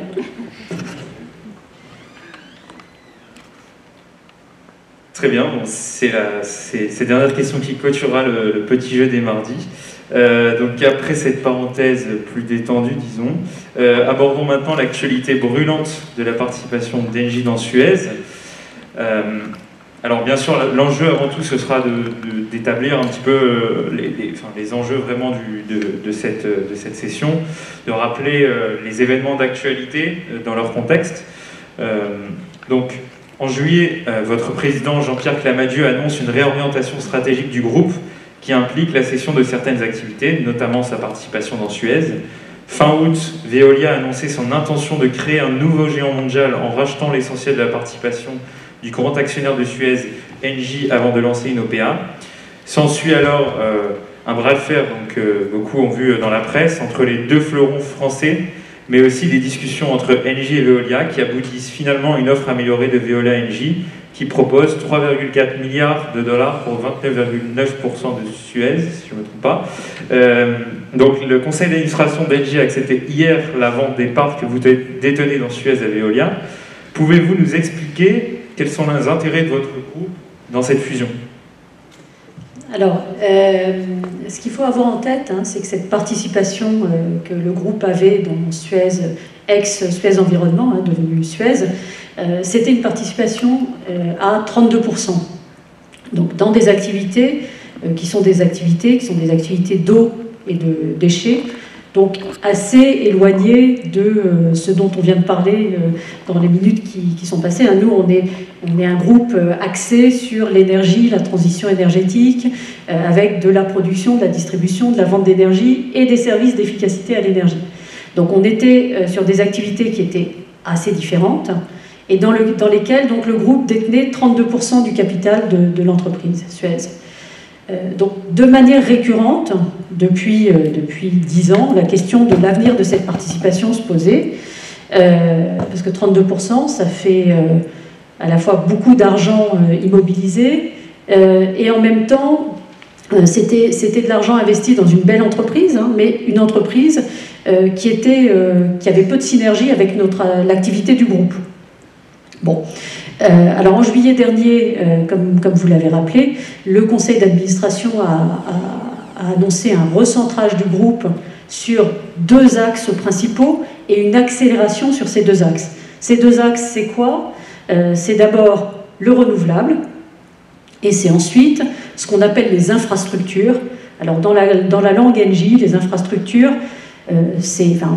on a des infrastructures gazières en France, mais c'est des infrastructures à l'international, gaz ou électricité, et c'est ce qu'on appelle parfois des infrastructures urbaines, des réseaux de chaleur, des réseaux de froid, ou des installations dans les entreprises, pareil, de chaleur, de froid. Donc le groupe a annoncé qu'il allait se recentrer dans ces 2 domaines, donc renouvelables et infrastructures, et qu'il voulait dégager des moyens supplémentaires pour investir dans ces deux domaines. Donc à cette occasion, ce qu'on a dit, ce qu'a dit le conseil d'administration, c'est que le groupe allait examiner un certain nombre de participations, et à l'époque, le nom de Suez n'a pas été prononcé, mais les observateurs ont compris que, en toute logique, au moment où le groupe disait qu'il allait se recentrer et accélérer pour produire encore plus de renouvelables, investir encore plus en particulier dans les renouvelables, dans les infrastructures, des activités qui étaient des activités de déchets et d'eau étaient des activités qui étaient sans doute parmi les activités qui étaient considérées comme faisant moins partie du centre. Et c'est dans ce contexte qu'on a reçu, un mois plus tard, en fait, une offre de Veolia le 30 août dernier. Donc, pour Engie, quel est le sens de l'opération qui a été faite hier, c'est avant tout de dégager des moyens pour réinvestir dans ce qui nous paraît central pour le groupe aujourd'hui, donc investir pour développer encore plus de renouvelables et d'investissements dans les infrastructures. Et dès lors, donc, que penser de la position des représentants de l'État qui se sont opposés à cette vente hier soir? Que pensez-vous en fait de la position de Bercy et par rapport justement à tous ces avantages et même cette nécessité de céder Suez pour Engie? Comment expliquer en fait cette position un peu décalée de l'État, sachant qu'il a des intérêts évidemment communs totalement avec Engie? Oui, alors le dernier point est plus complexe que ce que vous suggérez, c'est-à-dire qu'on est dans un cas dans lequel pour l'entreprise, et d'ailleurs un certain nombre d'administrateurs salariés ont partagé ce sentiment, pour l'entreprise, on est dans une situation dans laquelle ça faisait tout à fait sens de céder cette participation. C'était effectivement 3,4 milliards d'euros immobilisés dans une entreprise. là encore, qui est une belle entreprise, qui a des vrais savoir-faire, mais qui a peu de synergie avec le reste du groupe, à un moment où nous voulons disposer de moyens supplémentaires pour investir davantage, en particulier dans les domaines de demain et dans les renouvelables. Donc pour le groupe, je pense que c'était complètement cohérent avec sa stratégie. Pour l'État, et l'État s'est exprimé, alors je ne vais pas paraphraser ce qui a été dit par les représentants de l'État, et le ministre en particulier, oui, Jean Castex aussi s'est exprimé aujourd'hui, mais Bruno Le Maire aussi s'est exprimé aujourd'hui. Pour l'État, on était dans une situation dans laquelle, d'une part, l'État prenait en compte des intérêts plus larges que ceux de l'entreprise, ce qui est légitime, hein, et d'autre part, et ça, je pense que le conseil d'administration d'Engie le partageait dans son ensemble, il y a vraiment une volonté qui est commune entre le conseil d'administration et l'État, qui est que les deux entreprises réussissent à se parler et qui est de réussir in fine à ce que cette opération se fasse de manière amicale. Est-ce que, donc pour résumer, ce qui inquiète davantage l'État, c'est d'ailleurs les propos que Jean Castex a tenus, c'est le risque de la création d'un monopole qui se crée dans le domaine du traitement de l'eau et des déchets. Donc est-ce que, plus que les intérêts côté Engie, c'est pas plutôt ce qui vient après du côté de Veolia qui inquiète finalement l'État? Est-ce qu'on peut résumer cette... Non, je pense que le risque de monopole, il n'existe pas, au sens où les règles de concurrence font que Veolia, s'il va jusqu'au bout de son projet d'acquisition totale de Suez, sera dans une situation dans laquelle il devra céder des activités, justement pour ne pas être en position dominante. Donc c'est parfaitement intégré d'ailleurs par Veolia, les activités d'eau en France. On ne peut pas se retrouver dans une situation avec un acteur qui a l'essentiel du marché, ce qui serait le cas si la Lyonnaise des Eaux et la Générale des Eaux étaient, ex-Lyonnaise des Eaux, ex-Générale des Eaux étaient fusionnées. Donc Veolia sait bien qu'il va devoir céder des activités d'eau en France, et Veolia sait bien aussi qu'il va devoir céder une partie des activités de déchets. Donc je crois que le risque de monopole n'existe pas, et que l'autorité de la concurrence va y veiller. Donc ça va être traité. Ce qu'il faut aussi réussir maintenant à faire pour les deux entreprises, c'est d'avoir un dialogue qui permet de faire en sorte que cette opération ne soit pas hostile. Et Veolia s'est engagé au fait de ne pas déclencher l'OPA tant que l'OPA ne serait pas accueillie favorablement par le conseil d'administration de Suez. Et une question qui nous vient également sur la fusion, est-ce qu'au regard des dangers sur l'emploi qui sont évoqués par beaucoup de syndicats de chez Suez, vous avez eu des oppositions en interne chez Engie à la cession départ dans Suez par solidarité intersyndicale? Alors, quand on a, je vais répondre à votre question, mais quand nous avons reçu l'offre de Veolia fin août, concrètement, voilà, Jean-Pierre Clamadieu et moi, parce que Antoine Frérot est venu nous voir, on a dit d'emblée, le conseil d'administration a dit d'emblée trois choses, qu'en examinant les offres, il allait être attentif au prix, évidemment, au projet industriel et au respect des parties prenantes. Et dans les discussions qui ont été menées, je dirais, la dernière semaine, derniers 10 jours, nous avons été mandatés par le conseil d'administration pour obtenir un certain nombre d'engagements de la part de Veolia, ce qui a été le cas, et donc Veolia a pris des engagements de conservation de l'ensemble de l'emploi en France jusqu'à la fin de 2023. Ça, ce sont des engagements qui s'appliquent à l'ensemble du périmètre de Suez, donc qui valent, y compris, je vous disais tout à l'heure que les activités d'eau en France allaient devoir être cédées. Ces engagements seront des engagements qui devront être pris par le repreneur des activités eau en France. D'accord ? Donc aujourd'hui, on est dans une situation, et Veolia l'a écrit, c'est pas seulement... Antoine Frérot l'avait dit dans les Échos, mais c'est pas seulement une interview dans les Échos, il l'a écrit dans une lettre, cette lettre a aussi été envoyée au ministre. On est aujourd'hui dans une situation dans laquelle il y a un engagement de conservation de l'emploi jusqu'à fin 2023. Donc ça, c'est des engagements qui ont été jugés crédibles y compris par des administrateurs salariés. Et donc, il y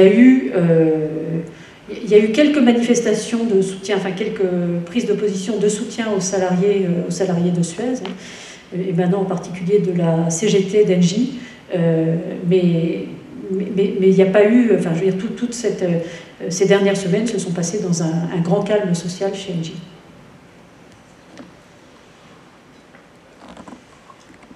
Donc, pour revenir aussi à des questions de stratégie plus globales d'Engie, bien sûr, on a voulu mettre l'accent sur un cœur de débat autour de la transition énergétique. Il y a d'autres questions à évoquer concernant la stratégie d'Engie. Donc, si les énergies renouvelables ont la cote auprès du grand public et permettent au groupe d'améliorer son image, elles demeurent toutefois une activité encore marginale chez Engie, on le rappelle, à trop se concentrer sur la transition énergétique. Beaucoup considèrent que le groupe accuse un retard conséquent sur son propre cœur de métier du gaz et de l'électricité, qui représente, si je ne me trompe pas, 80% de ses profits. Donc, dans le contexte sectoriel riche donc justement de la fourniture d'énergie, rappelons que la loi Pacte a changé les règles sur ce secteur, avec une libéralisation du marché qui en est à sa dernière phase, avec la disparition des tarifs réglementés de vente depuis novembre 2019. Ma question est la suivante. Quelle est la position d'Engie par rapport à ses concurrents dans ce nouveau contexte concurrentiel, qui est quand même le secteur cœur de métier d'Engie, en tout cas jusqu'à il y a quelques années? Est-ce que c'est une menace ou une opportunité de devenir un fournisseur parmi d'autres et de voir beaucoup de fournisseurs, notamment des fournisseurs verts, qui sont maintenant à la même hauteur dans le secteur de la fourniture du gaz aux Français, notamment aux particuliers? Alors, je me concentre sur la question, pas tellement sur tout ce que vous avez dit avant, sinon je vais ouvrir un grand débat. Sur la fourniture donc Engie, c'est effectivement un fournisseur de gaz historique en France, puisque c'était Gaz de France. C'est aussi un fournisseur d'électricité qui, pour le coup, est face à un autre historique qui était EDF. Donc en fait, on est dans cette ouverture du marché. Sur le marché du gaz, on est une entreprise qui fait face à la concurrence extérieure, et sur le marché de l'électricité, c'est le contraire. On fait partie des entreprises concurrentes de l'ancien monopole historique. Donc quelque part, je dirais, ça fait partie des règles du jeu de l'ouverture à la concurrence. On en profite en partie quand on est capable de récupérer des nouveaux clients avec qui on fait de la fourniture d'électricité, et d'électricité de plus en plus verte d'ailleurs. Et puis en partie, on perd des clients dans le gaz. Ça fait partie de la vie normale. Et d'ailleurs, ça fait partie aussi des obligations que nous avons, de permettre à nos clients, en particulier dans le gaz, de migrer vers d'autres fournisseurs. Voilà, je le dis d'autant plus qu'il y a quelques jours, un de mes parents me disait « Tiens, j'ai reçu une lettre, qu'est-ce que je dois faire ? Pour ma fourniture de gaz, on me dit que mes coordonnées peuvent être données aux concurrents d'Engie. » Je dis « Mais très bien, vas-y, si tu... » Voilà, donc les uns les autres ont la possibilité, évidemment, de migrer vers des concurrents s'ils le souhaitent. Donc, vous avez un regard très positif, justement, sur cette libéralisation qui a été faite à l'échelle européenne. Tâche au pays à chaque fois d'appliquer, mais en tout cas, c'est des directives européennes. Vous êtes tant dans la manière dont c'est fait que dans l'idée de libéraliser le secteur d'énergie, qui est quand même un secteur, on va dire, de première nécessité. Vous avez un regard positif. C'est la distribution qui est libéralisée. Donc, je veux dire, il y a des activités qui sont des activités d'infrastructure de base. Celles-là, les grosses tuyauteries de gaz et le fait de régler la manière dont le gaz circule d'un bout à l'autre de la France, ça reste des activités qui sont monopolistiques. Ce qui n'est pas, c'est vraiment la livraison de gaz aux consommateurs. Donc je pense que ça pose pas de problème de fonctionnement, et nous, en tout cas, on n'a pas le choix, on s'inscrit dans cette logique, évidemment.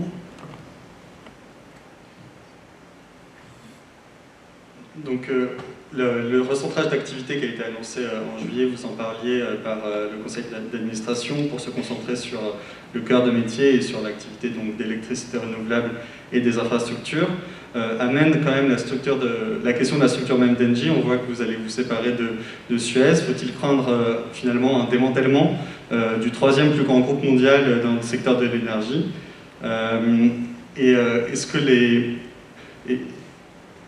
finalement, est-ce que est-ce que vous avez une stratégie de devenir un leader sur des marchés en France, en Europe, dans le monde? Est-ce que cette ambition est assumée ou est-ce que vous comptez rester présent dans beaucoup de pays, mais quitte à éventuellement vous faire manger par la concurrence dans ces pays-là? Alors, la vente de la participation de Suez, ce n'est pas un démantèlement du groupe. Hein. C'était une participation financière à 32%, dont nous avons vendu donc, pour l'instant 29,9%. Alors, et comme je le disais tout à l'heure, hein, ça va nous permettre de réinvestir et de réinvestir dans des domaines dans lesquels on veut défendre notre place de leader. Aujourd'hui, Engie est leader sur le renouvelable dans plusieurs géographies. On a en particulier en France une position de premier développeur d'éolien et premier développeur de photovoltaïque devant tous nos concurrents.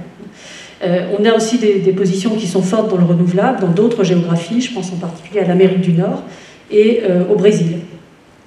Donc on est évidemment dans une situation dans laquelle, on veut investir plus dans le renouvelable, et donc on s'est fixé des objectifs quantitatifs, hein, passer de 3 gigawatts à 4 gigawatts par an d'installation dans le renouvelable. On veut en garder davantage sur notre bilan, et on veut en même temps, et ça rejoint complètement ce que vous disiez, on veut se recentrer géographiquement, hein, parce qu'historiquement le groupe est présent dans beaucoup de géographies. Donc on a annoncé en mars, je crois, dernier, on a annoncé effectivement notre volonté de recentrage, et donc en particulier de quitter de l'ordre de 25 géographies.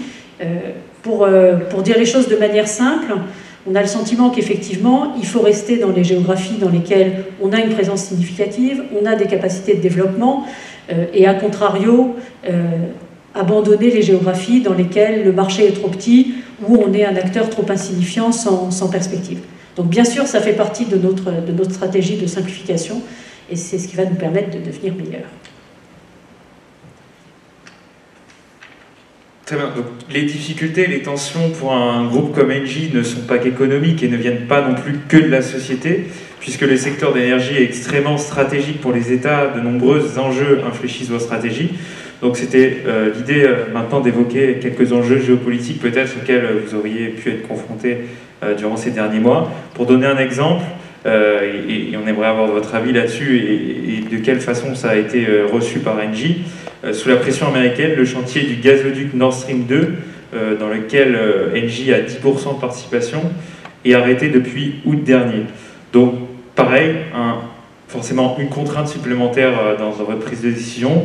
Quel est l'impact, quel est le poids du critère géopolitique dans vos décisions au quotidien, et une réaction peut-être sur justement cet arrêt. Est-ce que c'est un arrêt qui va se prolonger? Quel est votre sentiment sur justement l'avenir de ce projet, de ce grand projet qui avait été annoncé évidemment en grande pompe du projet Nord Stream 2? Alors Engie est effectivement co-investisseur avec d'autres grands groupes énergéticiens européens, co-investisseur dans le projet de pipeline, donc Nord Stream 2.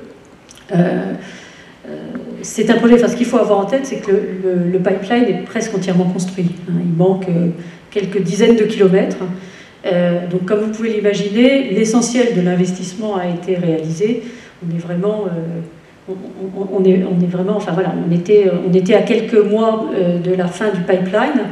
Ce qui s'est passé, c'est que les autorités américaines ont pris un certain nombre de dispositions, y compris encore récemment cet été, qui sont des dispositions qui rendent très difficile la poursuite des travaux sur le pipeline. Voilà, donc je ne peux pas vous en dire beaucoup plus à ce stade.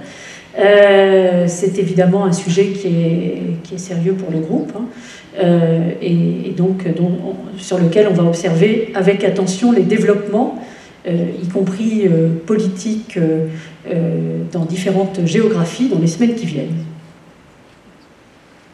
Nous sommes rattrapés par le temps et nous allons devoir bientôt passer à la question de la tribune et aux questions du public. Peut-être une dernière question un peu plus centrée sur votre personne pour terminer ce débat. Comment envisagez-vous l'avenir et souhaitez-vous vous orienter à nouveau vers le monde de l'industrie et du CAC 40 dans lequel vous êtes projeté par exemple cette dernière année, ou peut-être revenir dans des organisations publiques ou internationales? Alors, vous avez rappelé tout à l'heure, enfin votre collègue a rappelé tout à l'heure qu'effectivement j'ai passé pas mal d'années dans la fonction publique. Je l'ai fait avec un immense plaisir, vraiment. Voilà, je ne sais pas si certains dans la salle, soit sont fonctionnaires, soit ont l'intention de passer les concours administratifs. J'ai trouvé que c'était absolument formidable de servir l'intérêt général, que ce soit d'ailleurs l'intérêt général français, européen, j'ai fait pas mal de négociations européennes, ou l'intérêt général mondial, ça c'était le FMI. Vision monde entier qui était tout à fait passionnante. Bon, pour autant, je suis arrivée il y a un an, à un moment où je me suis dit, c'était peut-être ma midlife crisis, où je me suis dit, soit je continue à faire la même chose, mais quelque part, j'ai occupé parmi les jobs les plus passionnants pour un fonctionnaire, en tout cas, dans la fonction publique, soit je vais faire complètement autre chose, je me challenge pour parler moderne. Et je me suis dit, en fait, j'ai envie du deuxième, j'ai envie de faire des choses complètement différentes, de découvrir des milieux complètement différents. Et c'est ça qui va faire que j'ai l'impression de me renouveler. Alors j'avais même dit à un chasseur de tête, d'ailleurs c'est un petit peu ironique, j'avais dit à un chasseur de tête, vous savez, moi, aujourd'hui, dans la fonction publique, je pense que j'ai fait pas mal de choses, et aujourd'hui, ça m'apporte plus tellement d'adrénaline. Et alors le chasseur de tête me regardait en se disant, elle a travaillé pour un Premier ministre, elle a été directeur de cabinet d'un ministre, et donc il m'a dit un peu inquiet, il m'a dit, vous savez, hein, dans le privé, il y a quand même peu de chances que vous réussissiez à trouver l'adrénaline pareil. Chez LG, depuis un an, j'ai été comblée. Voilà, donc pour l'instant, moi je suis très bien là où je suis. J'ajoute que alors je ne sais pas, on est tous différents, hein, mais j'ai jamais fait de projet de carrière. Jamais. C'est-à-dire que j'ai toujours été là où je me suis dirigée professionnellement là où j'avais envie d'aller, au moment où j'avais envie d'y aller, et ce vraiment depuis le début. C'est-à-dire que quand j'étais mon premier job, en sortant de mes études, hein, j'ai fait l'IX, l'ENSAE, la LSI, à l'époque, je voulais être chercheuse en économie. Donc, pour dire, ça mène, la vie est pleine de bifurcations. Et à l'époque, il y avait un poste qui était ouvert aux fonctionnaires. J'étais administratrice de l'INSEE, il y avait un poste au département de la recherche. Et moi, j'avais vraiment envie de faire ça, mais on était deux dans ma promo de l'IX à avoir envie de faire ça. Et donc, je suis allée expliquer que j'avais vraiment envie de faire ça avec mon collègue. Et puis, cette année-là, ils ont ouvert 2 postes pour les jeunes chercheurs. C'est la seule année, hein. Ils n'ont jamais refait, ni avant, ni après. Mais bon, ils ont ouvert 2 postes. Ça m'a permis de voir ce qu'était la recherche en économie. Ça m'a permis aussi de voir que ça m'avait attiré, mais qu'en fait, ce n'était pas tellement fait pour moi. Que j'avais envie de faire des choses beaucoup plus opérationnelles. Et ensuite, je suis partie faire des choses beaucoup plus concrètes, beaucoup plus opérationnelles. Mais vraiment, à chaque fois, je l'ai fait. Voilà, j'ai réfléchi à ce que j'avais envie de faire le matin en me levant, ce qui me motivait. Et c'est comme ça que j'ai fait mes choix professionnels sans jamais penser au coup d'après. Voilà. Donc à mon âge, on peut changer, mais là-dessus, j'ai pas changé. Pour l'instant, je suis très heureuse là où je suis. Je trouve que c'est un job dans lequel il y a du sens, dans lequel il y a des hommes et des femmes absolument formidables. Et tant que ça me plaît, je vais continuer à faire ça. Voilà. Très bien. Bon, c'est une très bonne manière de clore notre discussion. Maintenant, on va donc vous diffuser la question de notre partenaire, la Tribune. Donc le rédacteur en chef a préparé une question pour vous. Ça va peut-être revenir un petit peu sur certains sujets du débat, mais je pense que c'était un sujet assez global sur le monde de l'énergie.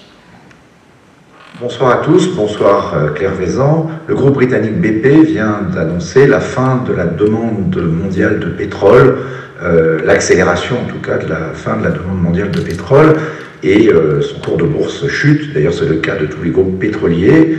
Engie a plutôt anticipé ces évolutions, mais continue d'être un acteur majeur du gaz. Est-ce que vous ne craignez pas qu'avec la chute des cours de bourse des grands acteurs, des grands majors et des grands acteurs de l'énergie carbonée, il y a un problème d'investissement dans les années à venir dans les grandes énergies, et notamment dans la capacité de développement des nouvelles énergies renouvelables. Merci. Alors, excellente question, qui rejoint effectivement des sujets dont on a un peu parlé. Bon, d'abord, effectivement, je trouve que c'est tout à fait intéressant et tout à fait marquant de voir que des grandes entreprises pétrolières sont en train d'intégrer la baisse de la demande. Il y a quelques années, on parlait du pic d'offres, du pic oil, je ne sais plus. Maintenant, on est en train de se dire, en fait, c'est la demande qui va devoir baisser. Elle va devoir baisser pour réussir à réduire les émissions de carbone. Donc, c'est tout à fait intéressant que les groupes pétroliers aient désormais ce type de réflexion. Comme l'a dit le rédacteur de la Tribune, nous, chez Engie, ça fait effectivement quelques années qu'on s'est dit il va y avoir une baisse de la demande de gaz et il faut l'anticiper. Et elle est pleinement, vous parliez tout à l'heure des projections en France, elle est complètement intégrée dans nos trajectoires. Est-ce que ça va faire moins d'investissements pour le renouvelable, qui est sa question? Non, je ne crois pas. Je pense qu'au contraire, il va falloir que l'investissement qui, auparavant, était un investissement qui était beaucoup dans les énergies fossiles, se redirige progressivement vers des énergies de plus en plus renouvelables.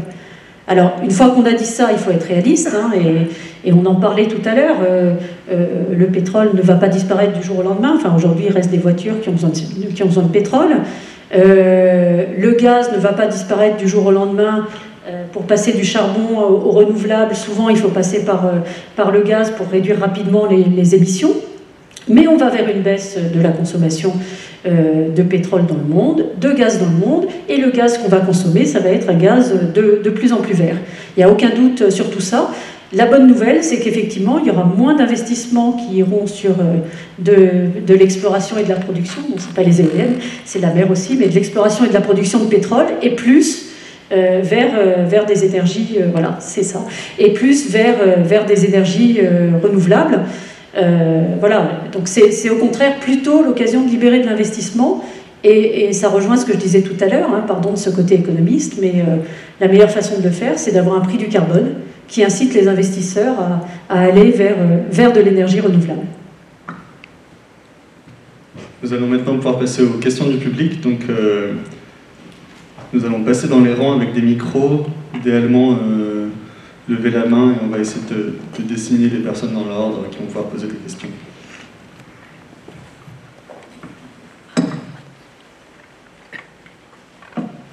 Bonsoir madame.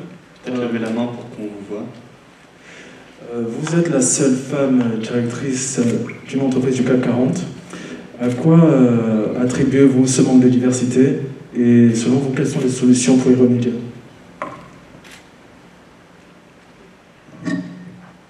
Alors, je suis la seule, mais la bonne nouvelle, c'est que je vais être suivie par une autre femme, comme vous l'avez noté. Alors, à vrai dire, j'étais la seule... Enfin, pendant un temps, on était deux. On était toutes les deux par intérim. Mais il y avait Clotilde Delbos chez Renault. Ça m'avait fait sourire. Je m'étais dit, tiens, nous sommes deux. Ça n'est pas noté. C'est vrai que c'était deux directrices générales par intérim. Enfin, il reste qu'une ou deux. C'est évidemment beaucoup trop peu. À quoi c'est dû?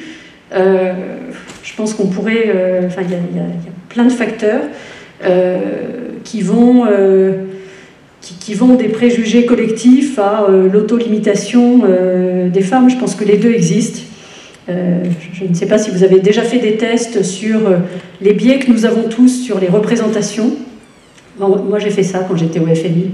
J'ai trouvé ça absolument fascinant. C'est un test où on vous demande d'associer des professions avec un genre. D'accord? Donc on vous dit par exemple infirmier, et dans le premier ensemble de tests, quand on vous dit infirmier, il faut répondre femme. D'accord? On vous dit éboueur, il faut répondre homme. Donc le premier ensemble, les professions sont genrées comme on l'a tous bien ancré dans nos têtes. D'accord? Et puis ensuite on vous change les règles du jeu, c'est le contraire. Et on vous fait faire ce test à toute vitesse, toc toc toc. On vous dit en fait maintenant l'éboueur ça va être une éboueuse, l'infirmier c'est un homme. Donc on vous change les perceptions usuelles. Et en fait ce qui est tout à fait intéressant, c'est qu'évidemment dans le deuxième cas les gens se trompent beaucoup plus, mettent plus de temps.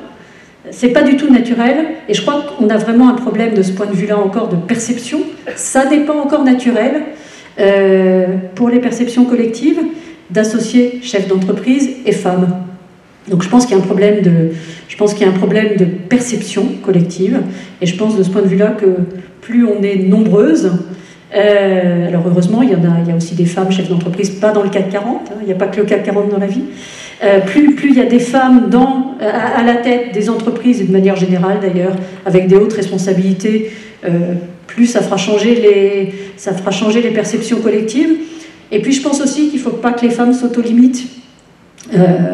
Quand on voit que les jeunes filles sont très bonnes élèves et que pourtant elles vont moins dans des filières sélectives, je trouve que c'est dommage. Voilà. Donc c'est le rôle de nous tous, hommes comme femmes, d'aider les femmes à pas s'auto-limiter et puis à combattre ces préjugés de genre. Je termine là-dessus en disant que quand je suis devenue directrice de cabinet à Bercy, une journaliste, qui était une femme d'ailleurs, m'a dit qu'est-ce que ça vous fait d'être la première femme directrice de cabinet à Bercy, et je l'ai regardée et je lui ai dit mais j'espère surtout que ma fille n'aura pas la même question.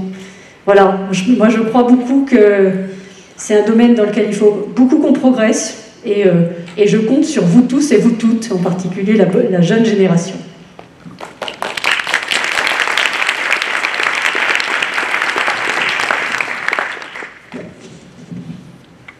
On va avoir le temps pour une autre question.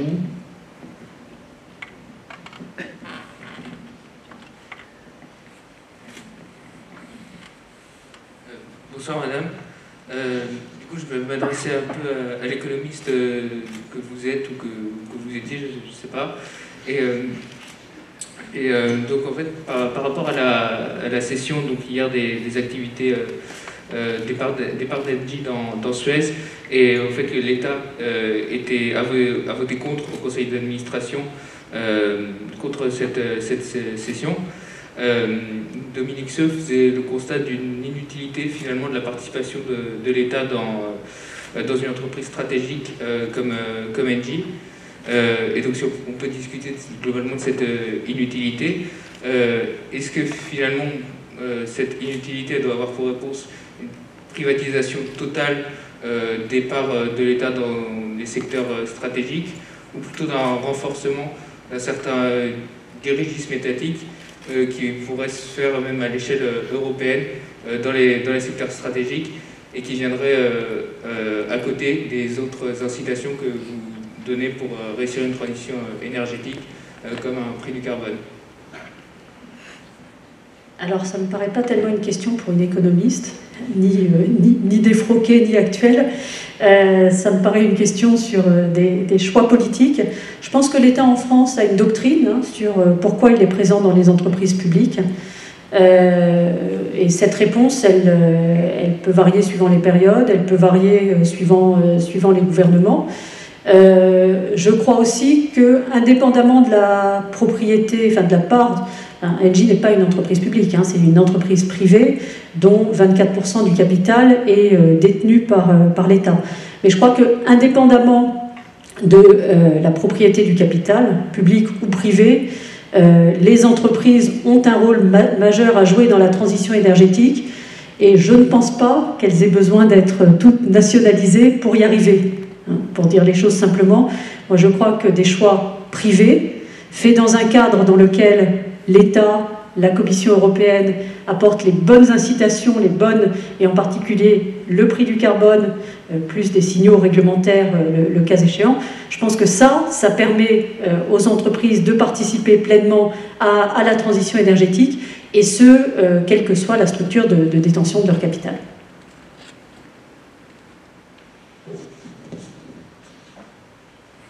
On va enchaîner sur une dernière question. Beaucoup de volontaires. Moi j'avais une question un petit peu géopolitique et tournée vers la transition énergétique du côté asiatique. Comment Engie et des entreprises françaises perçoivent l'engagement des pays asiatiques, notamment la Chine, dans cette transition énergétique?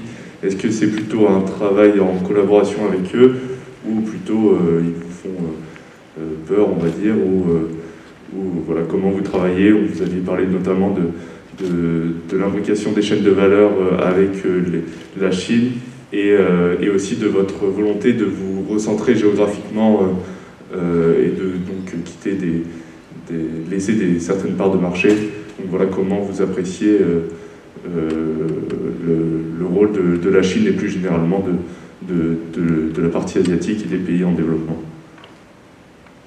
Il y a beaucoup de questions dans votre question. Non, la Chine, je vais me centrer sur la Chine peut-être pour dire que la Chine est un acteur mondial qui est tout à fait important pour nous, hein, et vous y avez fait allusion, notamment dans ce qui est chaîne de valeur. Je vous parlais tout à l'heure des éoliennes, des pales d'éoliennes. J'aurais pu vous parler des masques aussi, pas seulement ceux qu'on porte tous ce soir, mais au plus fort de la crise du Covid, une entreprise comme Engie, comme beaucoup d'entreprises, a été en situation dans laquelle il fallait à toute vitesse acheter suffisamment de masques. Et donc nous avons été, comme beaucoup d'autres, à faire des commandes à partir de notre bureau en Chine pour sourcer, comme on dit, le plus vite possible suffisamment de masques pour équiper nos collaborateurs. Donc la Chine, c'est d'abord un acteur absolument incontournable dans les chaînes de valeur mondiales. C'est aussi évidemment une très grosse géographie, un très gros émetteur de gaz à effet de serre. Hein. Quand vous regardez les évolutions d'émissions de la Chine, c'est absolument spectaculaire. Alors ça va avec la croissance, mais pour l'instant c'est une croissance extrêmement carbonée. Donc il y a énormément de travail en Chine pour réussir la décarbonation. Qu'est-ce que ça veut dire pour une entreprise comme Engie? Ça veut dire qu'on y est présent, mais qu'en même temps c'est un marché je dirais qu'il y a des spécificités et des acteurs locaux absolument, qui sont très, très considérables, hein, dans les deux cas. Et donc on participe, hein, on a des projets d'énergie renouvelable en Chine, on a un investissement dans une entreprise de recharge électrique, de bornes électriques. Bon, je pense que si on se dit les choses, c'est une géographie qui est intéressante, mais objectivement, le rôle d'une entreprise comme Engie est évidemment encore très, très marginal à l'échelle de ce qu'est le pays. Pour autant, et je dirais vraiment indépendamment d'Engie et des perspectives d'affaires qui existent, on a tous en tête que c'est un acteur tellement massif aujourd'hui dans les émissions de carbone dans le monde que le fait que la Chine bouge, c'est une très bonne nouvelle. Une très bonne nouvelle pour l'ensemble de l'humanité. Merci, nous allons donc finir sur cette note plutôt positive sur la Chine. Au nom des Mardis de l'ESSEC, merci beaucoup d'avoir accepté notre invitation, d'être venu ici à Cergy pour un débat en chair et en os, et d'avoir ouvert cette 60e saison des Mardis de l'ESSEC, 60 ans après Salvador Dali. Et merci et bonsoir. Merci à vous.